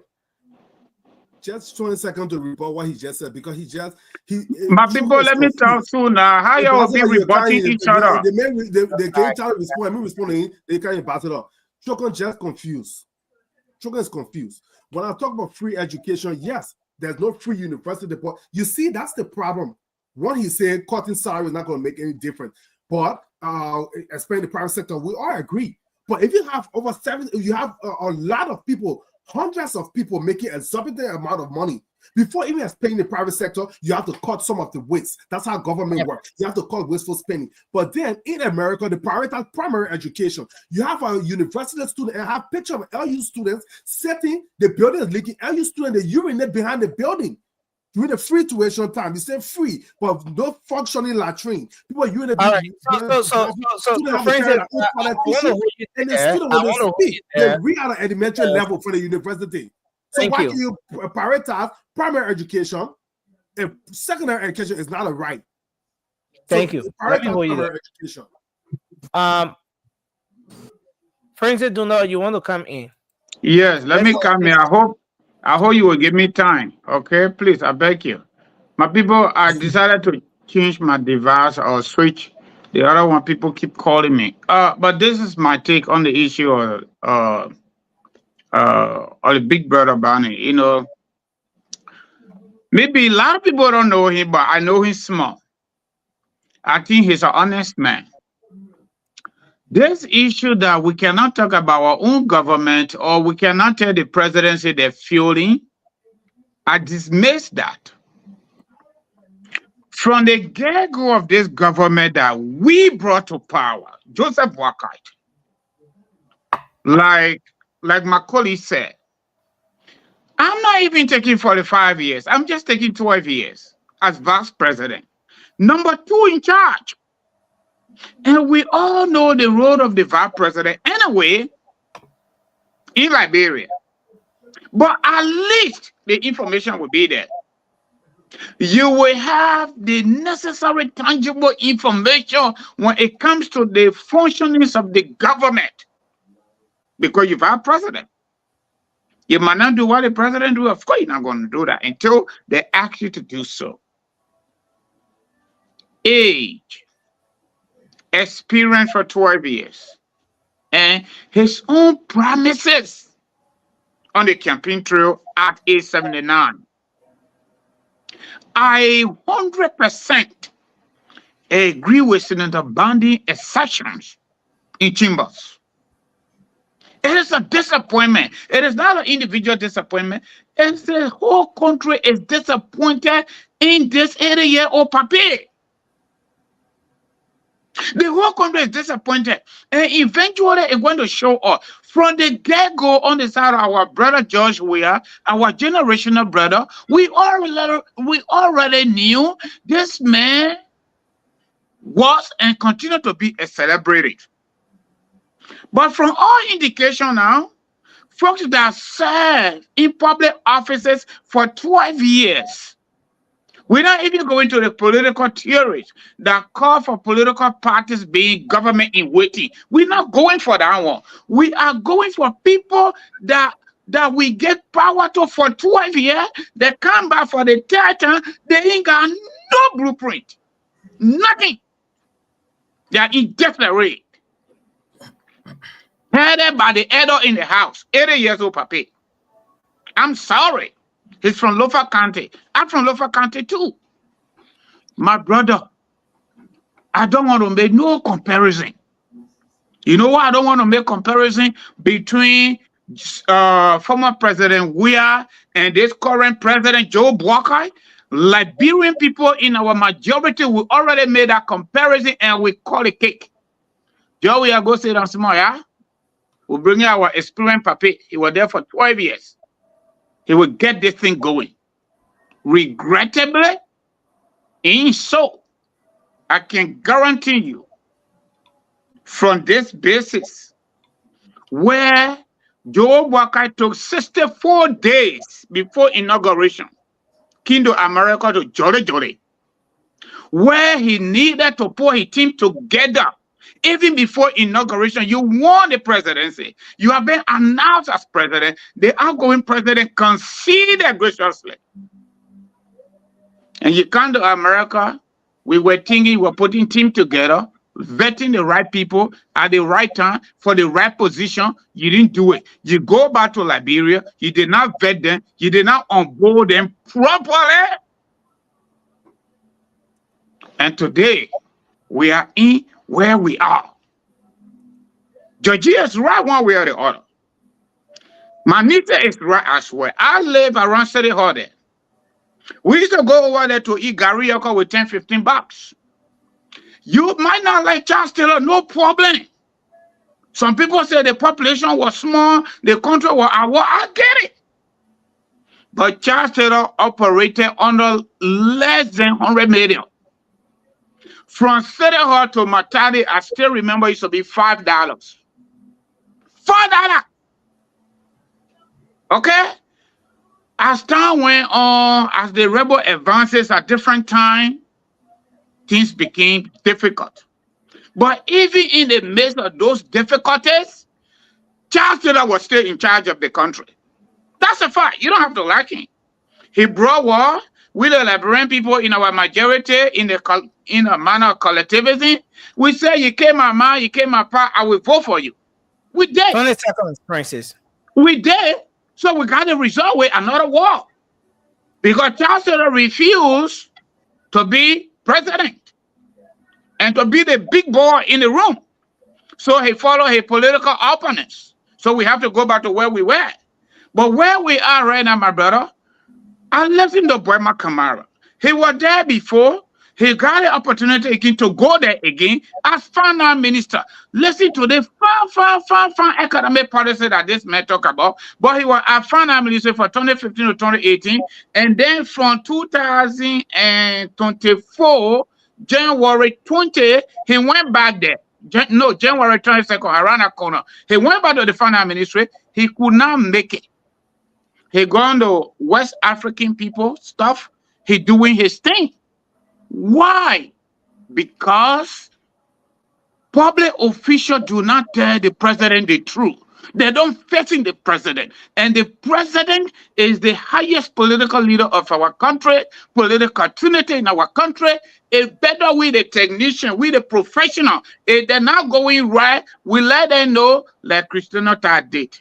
She advised Madam Seri. Madam Seri didn't listen. She wrote it and indicated in her resignation, Madam Seri, you're now a lawyer, you are the president. Stop melting into legal affairs. This is my job. If you can't stop, I'll resign. And she did just that, and she cited it. I think Senator Biney is in the right position. Forget about him being the good messenger or not. Take the message. Take the message. Thanks a lot. Well, I want to bring in this final one here. I want us to listen to this. The House of Representatives, as part of the efforts, as part of their plights, their issues that led to unseating Honorable Kofa, one of the things they outlined or they highlighted was the selection of people, the breaching of the process. Instead of electing people to represent Liberia at the Ecowas Parliament, according to them, Honorable Kofa selected people to represent the country at the Ecowas Parliament. And so it has been very engaging at the level of the House of Representatives. The folks have said all the people that were there, they will record them. and they will, as part of the process, or in line, in keeping with their own rules, in keeping with their laws, they will record them. Who are those that they were recording, or they decided to record? Those honor the leadership of Honorable Kofa, where Representative Samuel Enders, Representative Ta Wungwe of Nimba County, and Representative Moema Bridge Mensa. Now, those were the lawmakers who were initially selected under the leadership of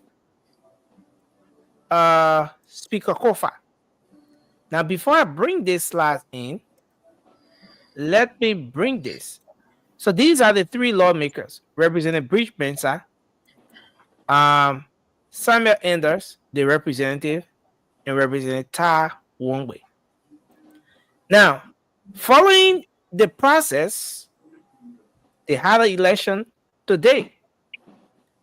And during the election, Representative Mema Bridge Mensa contested. And you had two other lawmakers who also won. So Representative Mema Bridge Mensa won along with two other lawmakers. But I want you to watch this video. Let's take a look at this one.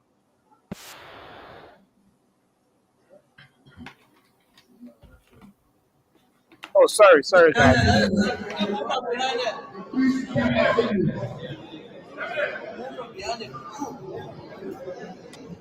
I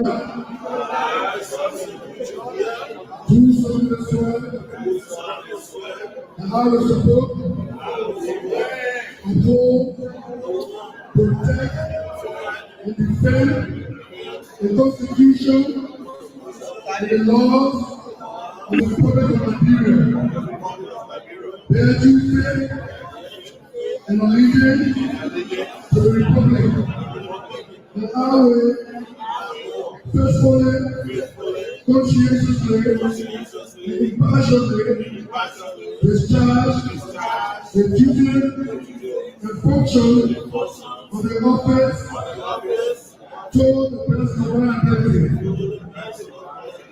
So help me God.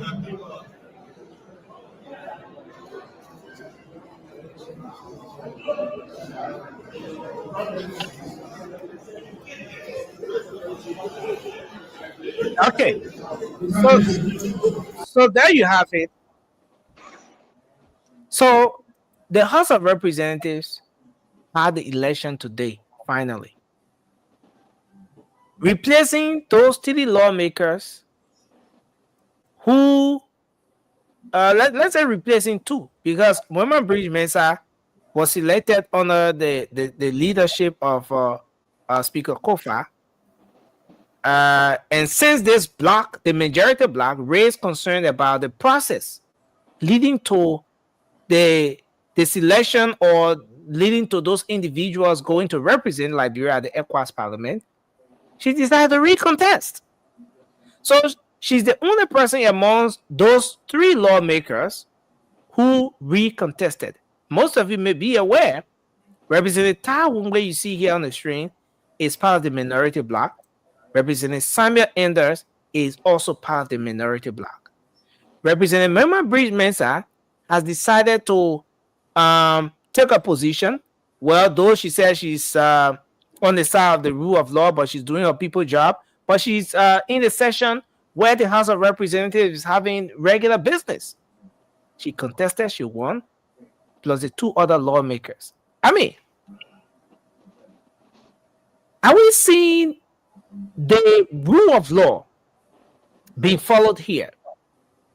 Now, because this thing about how those three lawmakers got to that point to represent Liberia at the Ecowas Parliament became a major concern. The people were saying that, look, the speaker single-handedly selected those individuals to go and represent us. We should have had a say. We should have voted. We did not vote. And because we did not vote, there was something procedurally wrong. and they decided to have that as one of the counts for the removal of the speaker. What do you make of the latest decision today? Is it fair to say now that things are on course, everything is on the right path? Representative Samuel Kiu Weir of Sino County, he's from the CDC. Representative Augustine Chulo is from is from Lofa County. He's from the Unity Party, and Representative Mema Bridge Mesa. Now, the lady you saw there represented Representative Mesa since she was not in session today. But I want to hear your thoughts on this particular decision here. Now, Senator Snow, who happens to be a veteran lawmaker there at the Ecowas Parliament, came up with a dissenting view on this particular thing. His position was that Ecowas will not recognize those other people because Ecowas has already locked in these individuals or those people who were initially selected by Speaker Kofa to go and represent Liberia at the Ecowas Parliament. And the argument on the other side from the other lawmakers have been that, look, Ecowas doesn't run Liberia. We make a decision at the House of Representatives, at the legislature. We tell Ecowas who we want to represent us, and not Ecowas telling us who should represent us. What exactly is happening here, guys? I mean, let's start the conversation from here, Josh. Let's hear your take on this issue. Well, listen, I think everything that is going on in the house is ultra virus, right? And yeah, exactly. It's completely outlawed, and the so-called speaker who uses left hand when he was being sworn in, he still continues to do whatever he wants to do. But Nelson, that's the thing we have, and that's the President Boakai wants to work with. He said it. He said they don't want to work with any other speaker but the party speaker, and he's the party speaker. And President Boakai has never come up to rebuke that and say, look, no, I can work with anyone who is in the interest of Liberia. President Boakai has not said anything. That means what the speaker said, or what the so-called speaker said, is acceptable to President Boakai. He wanted to bring his own person in that he can use as a puppet. So Nelson, look, I don't see anything surprising here. Tomorrow, maybe you might come and they will just say that they're moving the capital city to Kirisburg, and maybe they will do it. Because this guy, he's on course. He's loose. He's just doing anything he wants to do, and it's pathetic. But Nelson, I don't blame him. I blame the Liberian people. But again, Josh, let's go back on this whole thing here. Mm-hmm. The group had this as one of the counts. Mm-hmm. They said the process through which those other guys went to the Ecowas Parliament was not the right process. They thought that former Speaker Kofa should not have handpicked 3 persons to go and represent the country. There should have been an election in keeping with their law. An election was not held according to them. And so they wanted to do the right thing. So Nelson, the reason why I don't want to succumb to that argument is because if this Speaker Kuhn, had not come out and say he want a regime speaker, you know what I mean? Then all the counts he's talking about, who have listened to them. But when he said they want a regime speaker, it supersedes everything he's saying. Nelson, in account. That means the main reason why they are doing what they are doing is because they want a regime speaker. It's not because somebody handpicked someone that you could say, oh no, we don't agree that you handpick someone. Let people come out, let's have an election. You could have done that, right? But no, he did not do that, or they did not make that argument. They just came together and said, look, we want a regime speaker, so let's look for something that the guy did that we don't like. And they put it together and say some are even alleged, some of the things that they put on the paper don't even make sense, don't exist anyway. So Nelson, everything he's saying there, or whatever they said, the former speaker or the Kofa did that is not good. Nelson, when he came out and said the winner of regime speaker, it superseded everything. So Thank you. that whole thing talking now is not a voice. He's not making sense, and he needs to talk something to the Liberian people that will make a lot of sense, but not this one. Thank you. Chokon, you want to come in? Yeah, so from the optics of the video, I can tell that the majority bloc speaker is trying to legalize his illegitimacy. And I think his actions and inactions in that house or their gathering is not going to help him.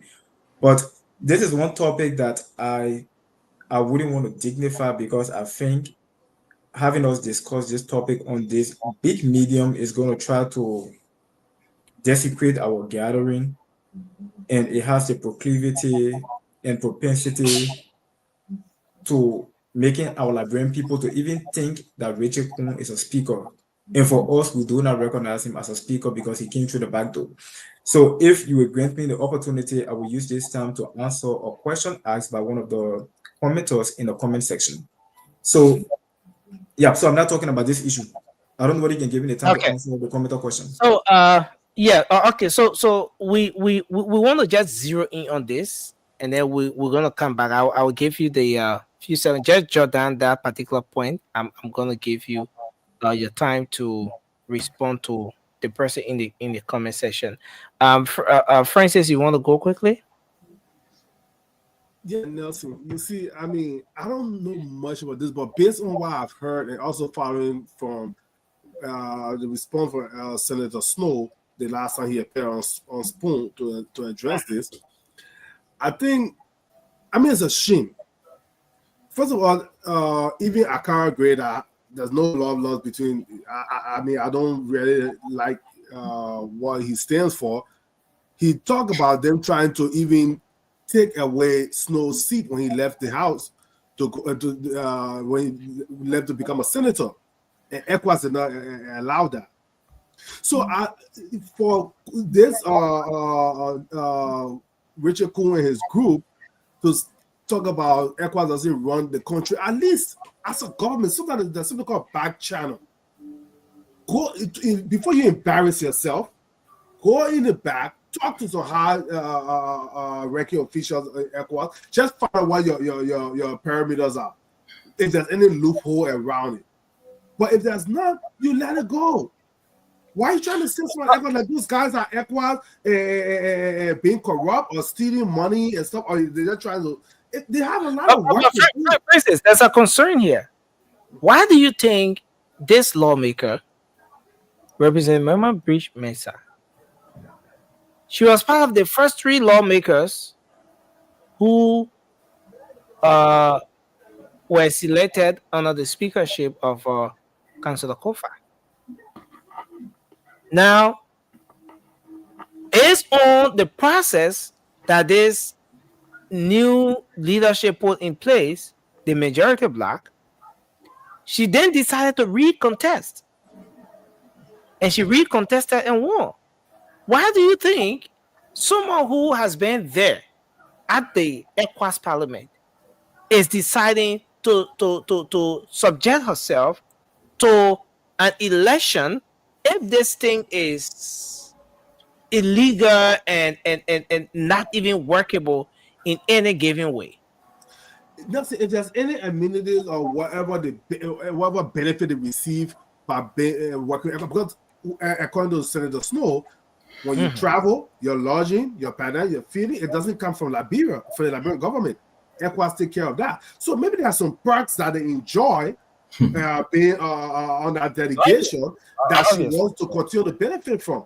But this particular group, Richard Kun, use back channel to find out what your parameters are, what you can and cannot do.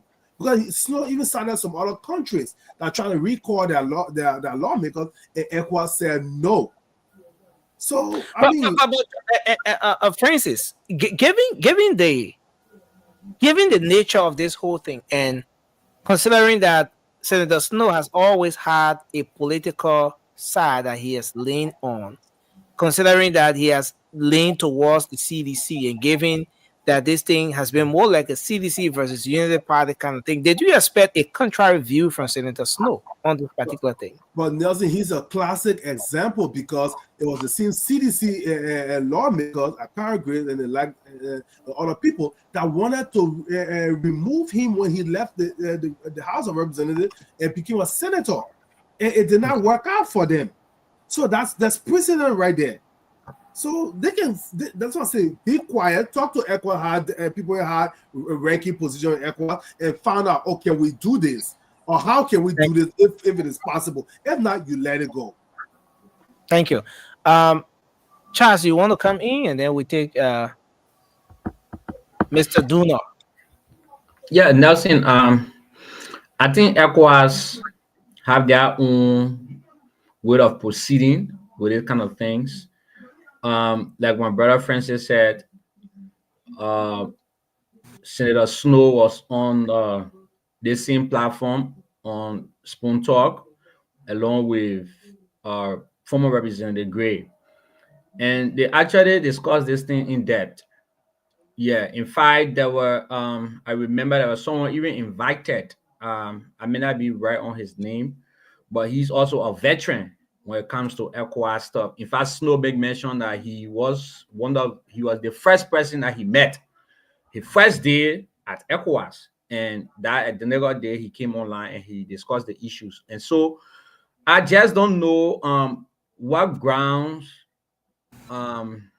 Speaker Richard Kuhn is standing on to proceed the way he's proceeding. What I heard from sources, from people, that the president, they're going to send a paper to the president will also help them to push the argument and stuff. But I have a question, and my question has to do with the first three people that they claim that was selected by Speaker Funanti Kofa. If for any reason we all work together in that house, and I know that I'm supposed to vote for a particular position to send somebody, and one person just come out and select, I think it's a ground for me to ask, or for me to, push the law and tell the speaker, I don't think you're supposed to select people. Instead of selecting, we're supposed to have an election to send these people to Ecowas. If for any reason that they didn't do that, and they want to use it now to malign the speaker character, and also say that the process was not legal, then I have a problem with them as well. Yeah, then I have a problem with them. But again, Ecowas, like I said, Ecowas has their own rules, and Speaker Snow, Senator Snow said it clear. He gave a lot of instances. He gave a lot of examples. And like Francis said, it's not that they wanted to take him off, but according to them, they said the House of Representatives always send more, and the House of Senate send one person. So when he went to the Senate, they already had one person there. So when he was going to the Senate, they were going to make two persons in the Senate. So the representatives were begging him that his position in the representative area that he was taking to the Senate, they should consider it, and they should come back to the representative. But even at that, when they filed the issue to Ecowas, it didn't still work, because Ecowas gave these people a letter, it sworn them in, and they were legitimate people, and, according to Ecowas. So before removing them, like again, they have rules, either your mental state or death. And there are a couple of things that Ecowas vaccination and all of that. Vaccination, exactly. So those things, if none of those things take place, for them to just go there and send a paper and say, yeah, we want to remove these people because the speaker selected them, I think there are a lot of questions that will come. And so with this matter, I think Ecowas would be the best organization to zero down on this issue, whether the majority actions is illegal or not. Francis, you want to come in finally? To the phone line. Yes. Next thing you know, the baby was say their Americans they can't sleep too. Mm. I think our elder in the house, the occupant of the executive mansion, President Joseph Nyuma Boakai Sr., and the Genjan Wish Speaker got a plan against us, the Liberian people. Like my niece is there, and also my buddy Charles, Dr.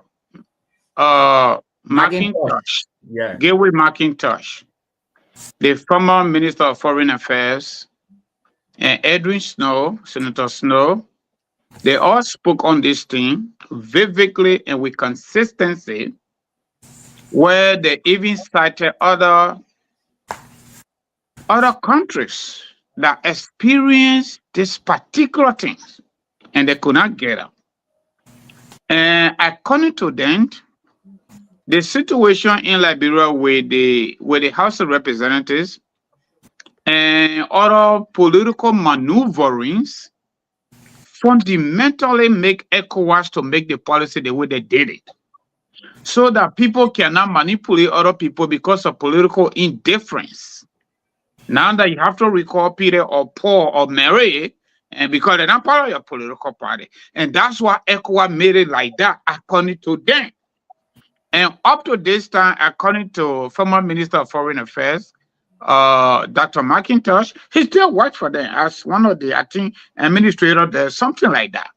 He said when you are selected, whether the through election, whether the through selection, whether the unanimous or consensus building, it don't matter how you do it.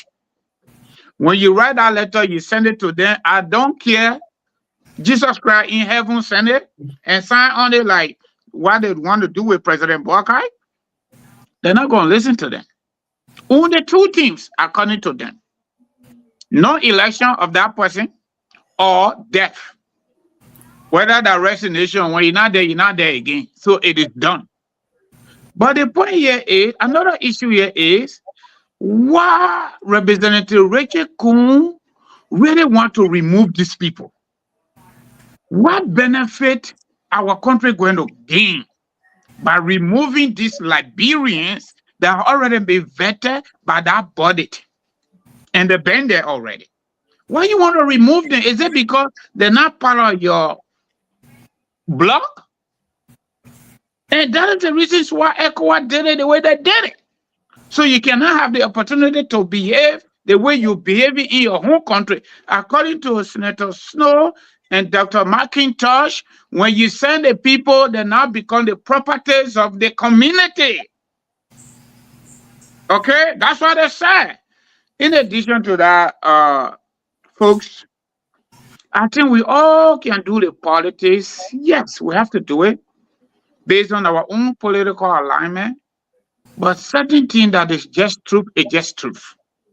I think we need to practicalize, reducing the tempo a little bit, because this country has gone through a lot, and we got a lot to do as a country and as a nation. We should be focusing on revitalizing our shattered economy so that people can get jobs. We should be focusing on reducing the salary of public officials so that we can shift some of those money to priority spot. You raised a very important point. I think those are the things we should be focusing on. Instead of every day, somebody trying to wear, they're not supposed to park, somebody is supposed to be on the side, they're not yet. All these things can help us. Let me read something from the Ecowas website here. I just want to go to that paragraph,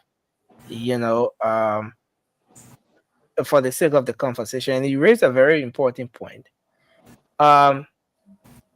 It says, indeed, under Article 18 of the Supplementary Act of December 2016, on the strengthening of the powers of the Parliament, 115 members of the Community Assembly are elected by direct universal suffrage by citizens of member states until the election is effective. National Assembly members, member states, or equivalent bodies elect Ecowas MPs from among themselves. Thus, to be a member of the Ecowas Parliament, one must first be a member of Parliament in one's own country, hence the dual mandate. So the dual mandate here, and that's a very important point you strike. The dual mandate here has to do with, first of all, you being elected by your constituent, your district, or whatever. And then the second mandate is you being elected by your colleagues there at the House of Representatives in the Parliament. And you are forwarded. Yeah. Yeah, but let me just conclude quickly. I was talking, let me just learn quickly. The other issue here is we are talking the constitutionality, we're talking about laws, we're talking about rules and regulations. The current prosecutor, the so-called prosecutor, is not disciplined. If you accuse somebody of now going through the procedure by law to elect 3 members of your body, and he was being prosecuted illegally for that, and the person go to work and say, come here, I'm right here, come and remove me legally based on this book. Come and do it.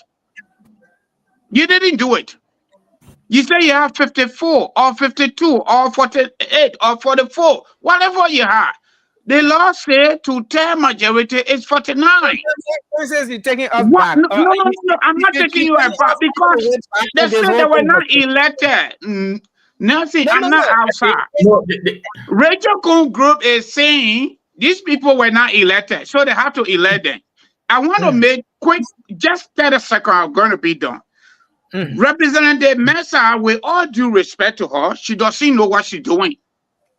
Because if she had read the Ecowas policy or chapter or whatever regulation they are using, that she was elected or whether she was elected, they send them there, her position is guaranteed, and Liberian government doesn't have to do anything in terms of pay, in terms of travel. It is Ecowas. Why are you going to subject yourself to another election? She's a grievance seeker.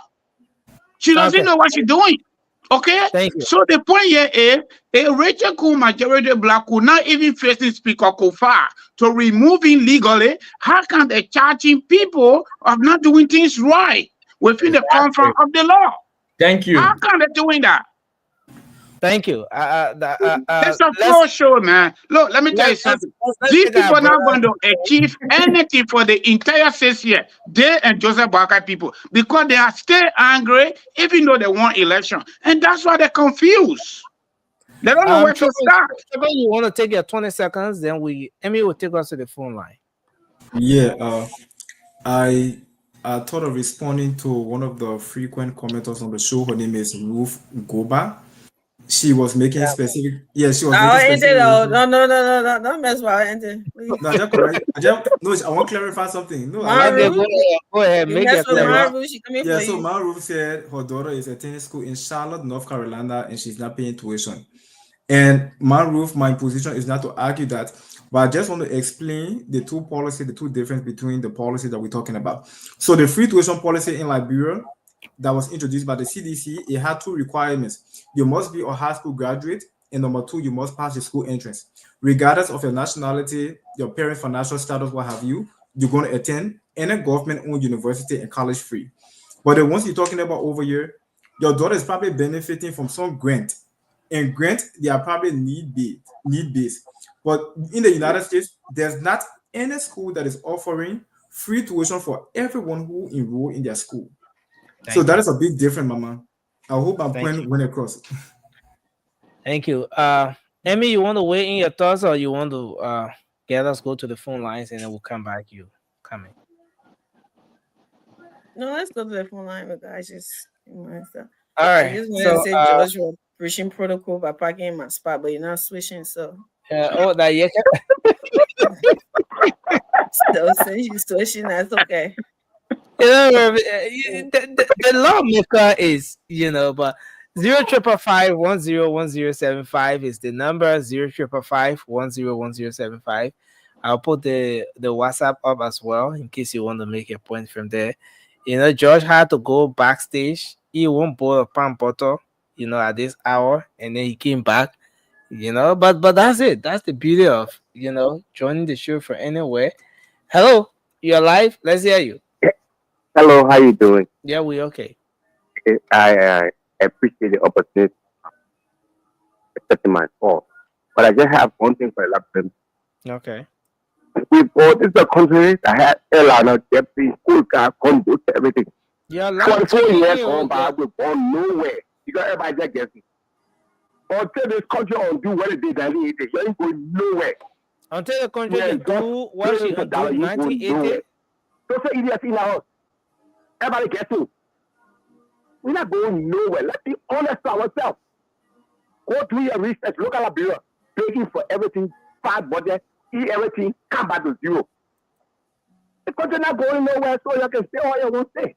Thank you. And let me make sure every night until you undo with more principle. Now you go back to the new way. You don't know when you take over from more houses in a billion and billion law. They don't rule of merit. People will be qualified to get in this position. You have changed everything. People had a goal as an institution to run their country.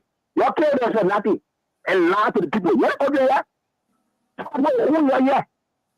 All right. It's no lie. Let's leave there. Thank you very much for your input, sir. 0555-101075. Hello, your name and where you calling from? Hello, Nancy. Yeah, hello. You're live on the show. Let's hear you. Okay, this is my Annie from District. Okay. I tell you, people, thank you ever so much for the show. Even the fanatic Kofa is talking about that sound, lot of budget, lot of big money in your own account. Being lawyer for all of these businesses ever, all of these companies, taking money to put it in his own account. Now we that talk the mud, the choking away, plastic bear, pee, poo, CDC doing it. That's a sin fanatic Kofa that people are say advocating for. If he is a Rachel Kuna, be correct, we'll take it from there too. Let the control power, my people. We tired, we have labor for the party. Thank you. We that want land to talk with people. You're not even looking for loan that so we can say we're sitting there eating my driver again. That's what we're here for. Thank you very much. All of these people are not doing nothing. You take them from there. Thank you. Hello, your name and where you call from?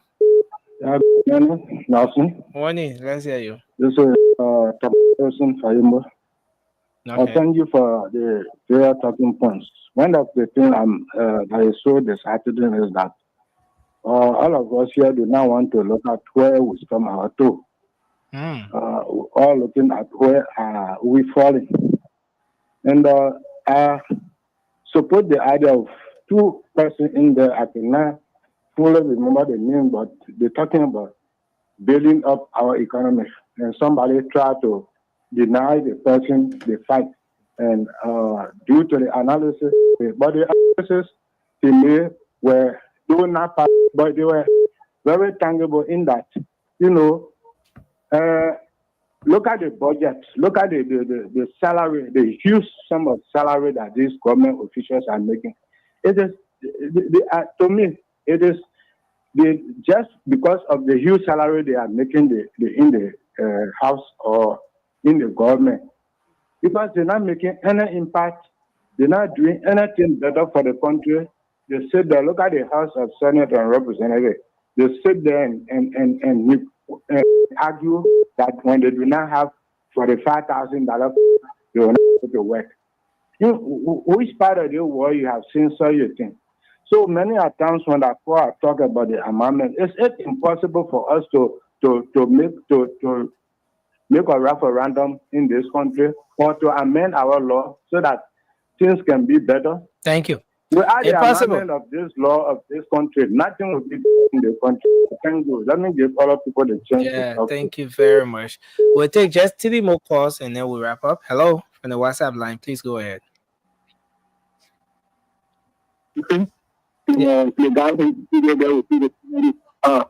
this Daniel call from somewhere in Asia. Okay, go ahead. I want just to make a mention. No matter what frequency when conference the member ambassador and president said one of the want to help improve create jobs in the country or improve our economic impact, reducing salary and benefits of some government officials of the that was not five-star. You just imagine LPA commissioners, not the salary, constantly cost, not all the other benefits, the data is 3,000 for a month of gasoline. I don't know how many they have five. So we reduce that money from 3,000 to 1,000, meaning we are saving 2,000 every month. So in yes, we are able to save 120,000. Not all the other states enterprises plus LPA, 120,000. You know how many jobs that 120,000 to create for Liberian? You know how many teachers will get for the commercial teachers? You know how many police officers who take salaries around 150,000 they are going to withdraw, they are going to receive their salary? Thank you. These are things that I'm thinking about. Thank you. Your mic. Yeah, thank you. You're not coming in too clear. Your mic is kind of close to you, so let's take the second to the last caller. Hello. Hello. Yeah, please go ahead. Thank you so much for the show. But with respect to the Ecowas, something that is being falling up and down, I think there's a need to gather some basic information. Okay. That when you're reading the rule pertaining to Ecowas itself, you're going to be elected from your constituent, you're going to be elected by your colleagues in your own parliament. Yeah. So there's no exception that is being provided all along. I think that should be a political information with respect to the salary actually taking. So there's a need that people that are interested to it, that the current group follow up with Ecowas, since already have an election, let them submit their names, and let's see what will be the feedback from Ecowas. But I think the politics that is being played in is actually grave, and it's actually not carrying the country anywhere. Thank you. Those squad themselves, rule of law people sitting on the side, they don't do no work for the Liberian people, and they get there taking money.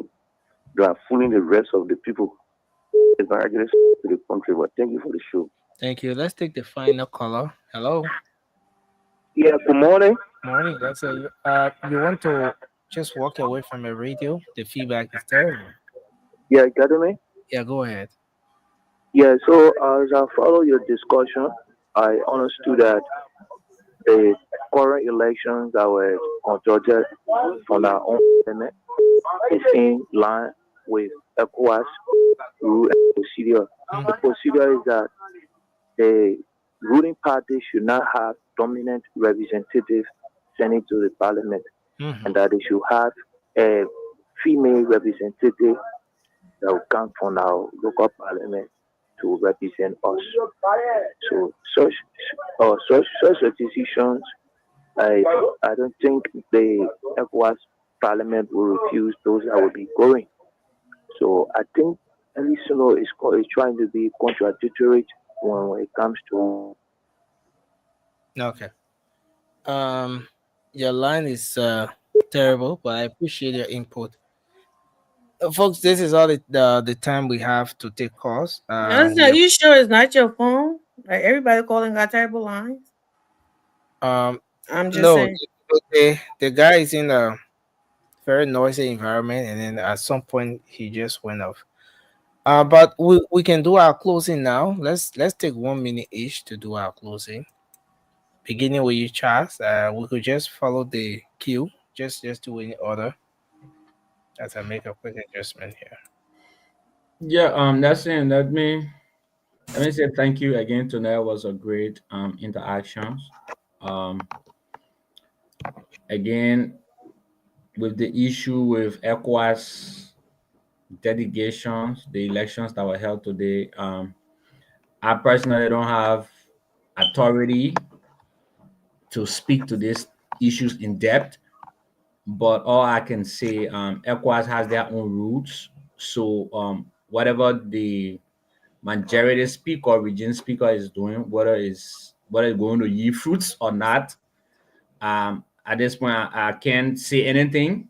But my brother Francis made a very good point when he was speaking, and he talked about people who wanting to follow the law. They are disrespecting the law in their own home, and you want to talk about following the law. And like I said, if for any reason Speaker Kofa selected those people, which of course, if Ecowas rules is saying the people should be elected, and he selected them during the time of that selection, or after the majority of representatives got to know that the speaker selected those people, why they didn't raise an issue at that point, that day, that time, why they didn't raise issue. They have to raise issue now. And it's also for that good to raise the issue at that point. Oh, yes, but man, we know that this thing, we're supposed to have an election, and we're not having election, you're selecting people. Why are you selecting people?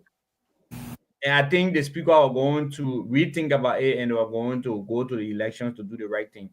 But again, thank you, Judge. There's a lot of information about this, and I just don't know what Ecowas is going to do at this point.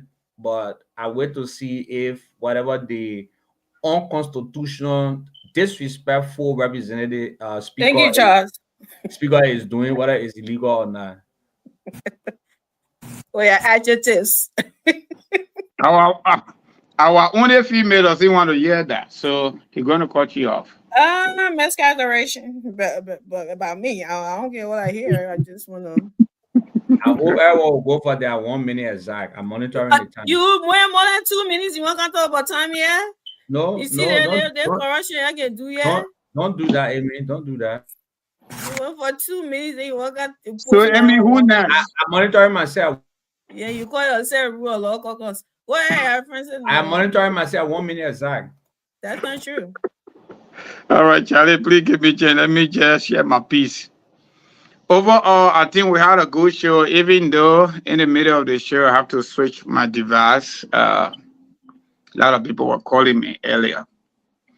But the agitation across the board, different political alignment, I borrowed it from my brother family, and not too bad. However, I think we need to do better than we are doing. Creating employment for our people is key. I don't say you can't build your road. I don't say you can't think Liberia. You can't love Liberia. You can't kiss the paper job and get city council position that you should be elected and they appointed you happy. No problem with that. But this is not about love. Love for somebody. We're talking about making the country the ordinary people. And you know, the funny part about it is I don't even know from yesterday to today, our political leaders how they are thinking. When you got 96% of the Liberian population, according to the current labor minister, they're not working, they ain't got a job. That is a typical representation of 1989, 1990, coming towards 2003. When people don't have what to do, you see where I sit there? I'm still working, even though I'm on the show. And that makes me feel good. So we need to massively reduce the salary of public officials. Like the former finance minister said today on the bigger platform, Spoon Talk, I felt sorry for him. He got something deeper in his stomach. He can't say because he made a pastor. He Reverend, he also economy, he's a professor at University of Liberia, but my family, he got something in his stomach he won't say. They tormented that man. That's my own opinion. In-house, the occupant of the executive mansion today, Joe Boakai, and future occupant beside God in heaven, got a case to court. Until that person can say enough is enough, our country ain't going to go nowhere, and we're going to generate more Zogos than ever before, and we ourselves, our survival will be at stake. We the quote unquote people behaving already in parliament. What benefit they're going to get? Yeah. Am I muted? Can you hear me, guys? Well, my brother friend said you are muted, so stop talking. We can hear you, me. Oh, so okay. Nelson working in the background. My niece is still tough for me over there, man. Don't do that. All right, yeah, go ahead. Anyway, I mean, just to continue, you know, they say there's the story in elementary school is that the empire have no clothes. Now what happened in Liberia now? All the corrupt officials from Eddington to now, where all everybody in the international community, when the money comes, they using it however they want. They not think about being responsible leaders in our country. Every single state pays, man. Every time I hear that man when he stood on spoon and say he's not getting paid enough, I know a whole life that government from chance to that time, nothing he know. Absolutely. From government. He said he's not getting paid enough. But today, Trump's standing up for America and cutting it for all over the world. Now Liberia panicking. Why are you panicking? You got more natural resources in Liberia than the United States. More natural resources than the world want. We kind of gold, diamond, rubber, timber, all this stuff. But you just want to be begging and stealing.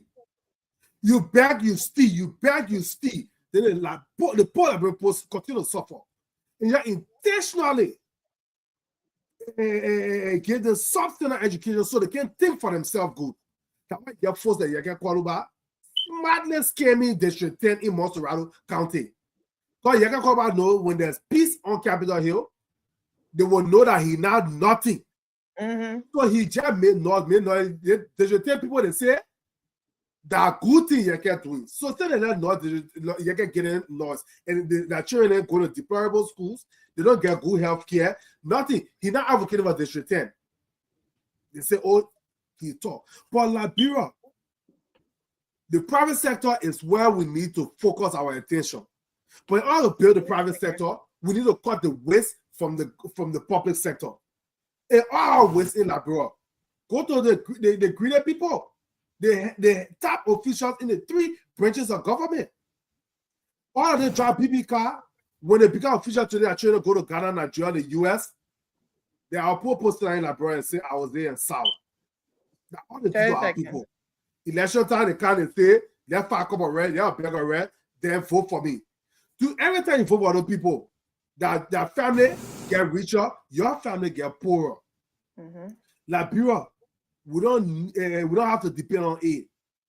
The choir lawmaker, they go to the houses, demand that the advocate, not just the lawmaker, all the officials, let them cut their salary front, and the front people stop. There's so much that can be done in Liberia to save some money before we even think about doing other things. It's embarrassing, but Liberia will get better one day. Amen. Go ahead, Choco. Oh, let me start. We'll go on this here tonight. Go ahead. Okay, thank you very much. Let me start by appreciating Faustina Gongba for coming and providing his insightful view on the issue about rule of law in Liberia. And I would like to close by reminding the Liberian people that whenever we go to the ballot to elect anyone to serve as our president, we are entrusting them with the responsibility to develop our country and ensure that everything that needs to be worked on, they try their best in their own might to try to address those issues. I think the United Party government came with an agenda to rescue the Liberian people, and they have the responsibility right now to rescue the people without providing any inch of excuse. So, our friends from the United Party or from whatever political background, the best thing to do is not to keep placating Mr. Boakai when he's in the wrong. It will always be good to provide recommendations to your government when you think they are on the wrong path. That helps your government to get on the right path. But if you know your government is in the wrong and you keep placating them Or instead of you telling them in their face some of the wrongs that they are doing, but you're saying it euphemically, it makes them think like they are doing the right thing. So we should be bold to tell our government when they are in the wrong, and when they are right, we should also be bold and tell them that, Mr. President or my government, you are doing XYZ that is right, or you are doing XYZ that is wrong. The government was exposed today for the first time since they came to power. And unfortunately, they got exposed by their own finance minister, who criticized some of the initial decisions the government took, like the free tuition policy that they canceled. So, just to conclude, I told my brother Francis that the solution to Liberia's economic problem is not cutting salary. That does not in any way suggest that the reduction of salary is not cogent. It is important, but that is not going to be able to provide solution to all of the issues that we have. We need to ensure that our economy, we need to ensure that we try to activate or increase the economic activities in Liberia. And one way you can do it is by ensuring that we are trying to produce our raw materials in our country. Simple. We don't need any amount to start that initiative. We just have to ensure that our policy, whatever policy or concession that we sign with companies, we are ensuring that we are telling those companies that these resources are for the Liberian people. And the best thing to do is, instead of you giving us taxes for exporting our raw materials, we want you to establish factories and plants. Even if we'll be losing on taxes, let us make sure that we are establishing plants so that people can produce things in Liberia. Let the people in the interior have work to do. And if the people are exporting finished goods, you are going to see that they are going to be paying more taxes as compared to them paying lower taxes on raw materials. So we need to start having those kind of innovative thinking. And to ensure that we are trying to work in that direction, the government should ensure that they are trying to prioritize some of the key sectors that they talk about. For example, agriculture. Yeah, for example, just to conclude, for example, agriculture, and ensure that some of the policies that were passed in time past, they are trying to address them.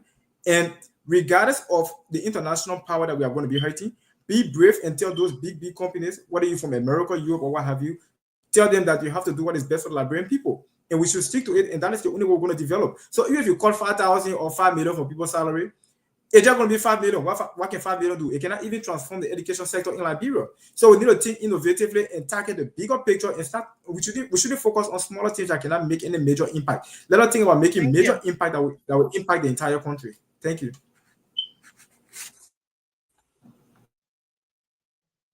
Just CDC Australia.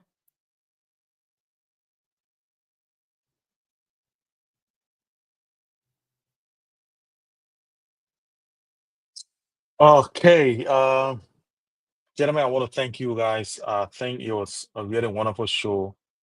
I want to thank it's Faustina, the gentleman who came on. I think he brought a lot of a good dimension to the show, and I want to thank you, Francis, man.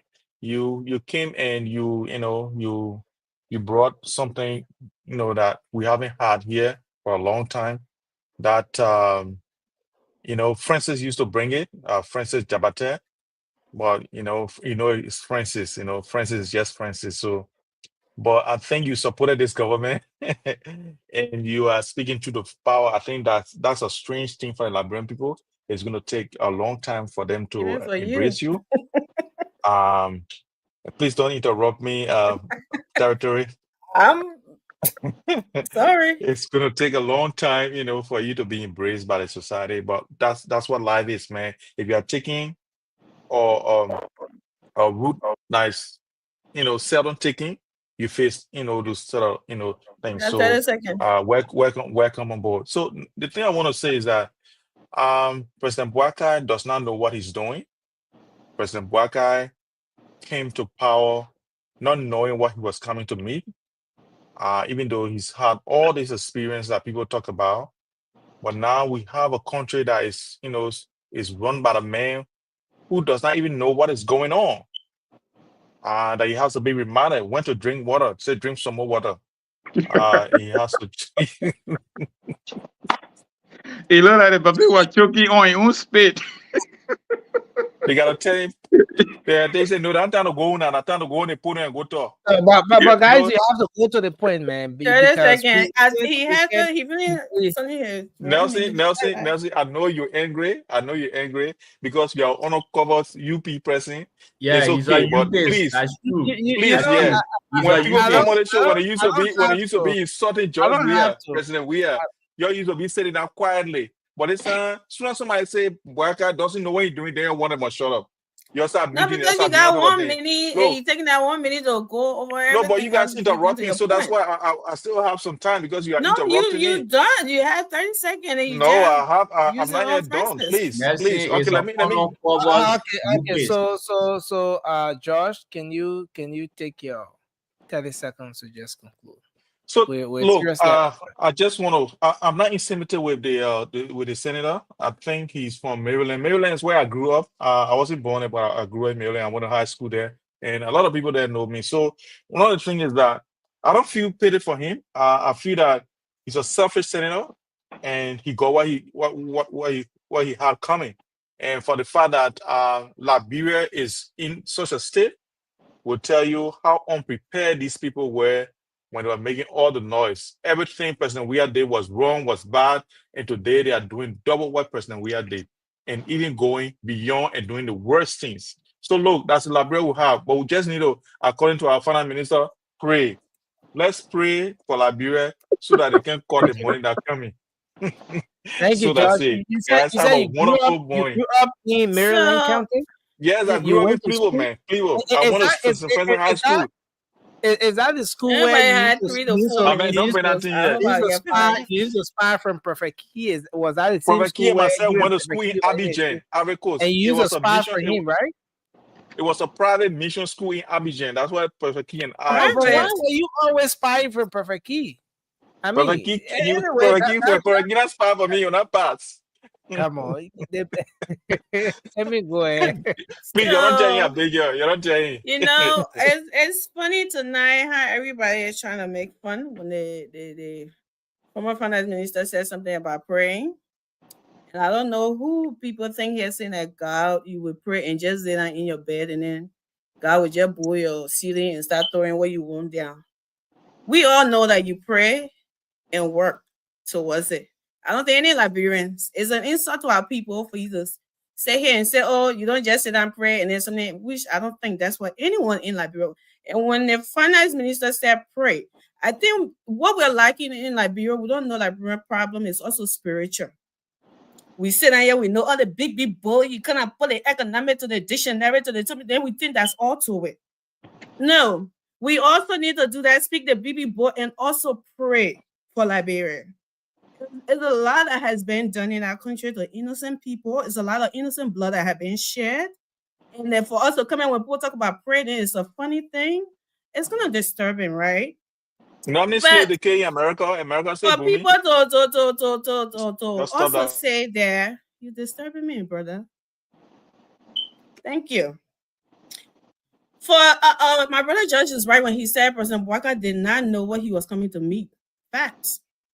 He told you are coming to meet a normal Liberia that will be turned over to him with everything intact. He knew there was a damage, but he didn't expect the kind of damage that had been done. He never knew that till when he got in there. So now that he's in there and he's seen the damage, it can just be corrected in 1 year. That somebody wants 6 years of damage or 12 years of damage to be done in 1 year. Impossible. You can come back and yell all you want. President Boakai is like this. He like that. He yell all you want. It's not going to change the fact. Okay, some of us are still hopeful for Liberia. We're not saying everything is roses, it's bread and butter. Everything is being done the right way. But it's been 1 year, and we are still hopeful until that time can hit something and say, oh, 6 years is over. Or within the 3 or 4 years, and we're not seeing anything, then we can lose hope. But Amy, still have hope that Liberia can get better. Under this government, or whichever, but this government is the one out there now. I still have hope. It's not going to be done. Everything, Liberia problem is not going to be solved in 6 years. But something going to get done. And that's with the Ecowas, something. Everybody keep talking about Ecowas has this rule, Ecowas did this, Ecowas did that. But I think Ecowas also know that every country had their own rules and laws as well. And the laws then that they're quoting people so to vote for you and do all of this. So what? Because I don't know anything about it, but I want to understand that Ecowas is undermining every country's law just for the Ecowas laws to overseas the whatever Liberia laws is that you have to be one Liberia or representatives or 3 representatives have to represent in the Ecowas or something. The Ecowas said no. We will scratch that your law. They have to come from the Senate. I'm confused about this whole Ecowas thing. So until someone can understand it, there's not much I can say to that. But to just say, to try to send that what other people said, send the representatives that have been elected and see what happens. Try it and see what it says, and also tell them you have your own rule too in your country. You can't just ignore that because they have their own laws. I think they both have to come to some kind of agreement to understand each other's laws and not just to scratch the other country and say, oh, because we are equal, we're just going to scratch your law. I don't think that make any sense, but we'll wait and see and something will happen. Thank you, people. Thank you, Frank. Thank you, Amy. My Please love. pray for Liberia. Please And pray I'm for saying, Liberia, yes, Mama. I do pray for Liberia every day, and I will continue to pray. And I'm not praying thinking say, oh, the representatives will continue doing evil stuff. Why Or don't be eating president all the or money, then be Teresa praying? should continue doing evil I stuff. think it But is a still, good Liberia thing still to needs pray, prayer. but South Korea is not a dominant religious country, just so you know. It doesn't North matter. Korea I'm is not talking not. about South Korea. You don't. They Your rich more than the North world. religion Korea Wonder they is depending ain't on no what not. other God. people do in our country, China then is it's a problem. not. America shooting gun at each other at different times, in different cities. We are the way we Yes. are under the Second Amendment. Okay, They that burn is people. They okay. burn people. No, that is They not do okay. The that You because they don't were tell me very slave. about They what release America is them fundamental doing to for reasons people America. why until you we say are where pray. we are, If he's a it is pastor, because he's of a the same pastor. kind of If he tells you pray, that's behavior what he has to tell that you. the You don't tell officials him. of government in Liberia elected, Crossfire. selected, appointed, yogo, everything inside. Under Article 56, 1986 Constitution, I call for don't know anything about chieftaincy that and constitution. municipal election. Since That's what we 1980, need, a why new we're not having election? constitution. Because I don't know anything about this constitution that destroying our country. We need It an is amendment. not the Constitution, it is the people So we that can destroy amend your that. country. Okay, Where guys, it's in the been a great world, show. I want to where say thanks in to the everyone. world on I this want to say Let's thanks planet? put to the music on. everyone Put for that music on. Let it be participating. going. Let it be Nothing going. people, I want to say crossfire. thanks to Eh? everyone for The participating. poor country like Liberia, people Many taking thanks, many $15,000. thanks to our audience. Exactly. Many But thanks when to we our talk about it, audience. people Thanks say to cutting all salary, of we're not do the it. So what do you people. want us to Thanks to say? all of the people in Radio Land. Thanks to the people watching. We Now, simply appreciate stop you. We muting look me. forward to You're being not, here tomorrow. Until then, Causing have noise a in good night class. you're not and being titled a bye bye. female.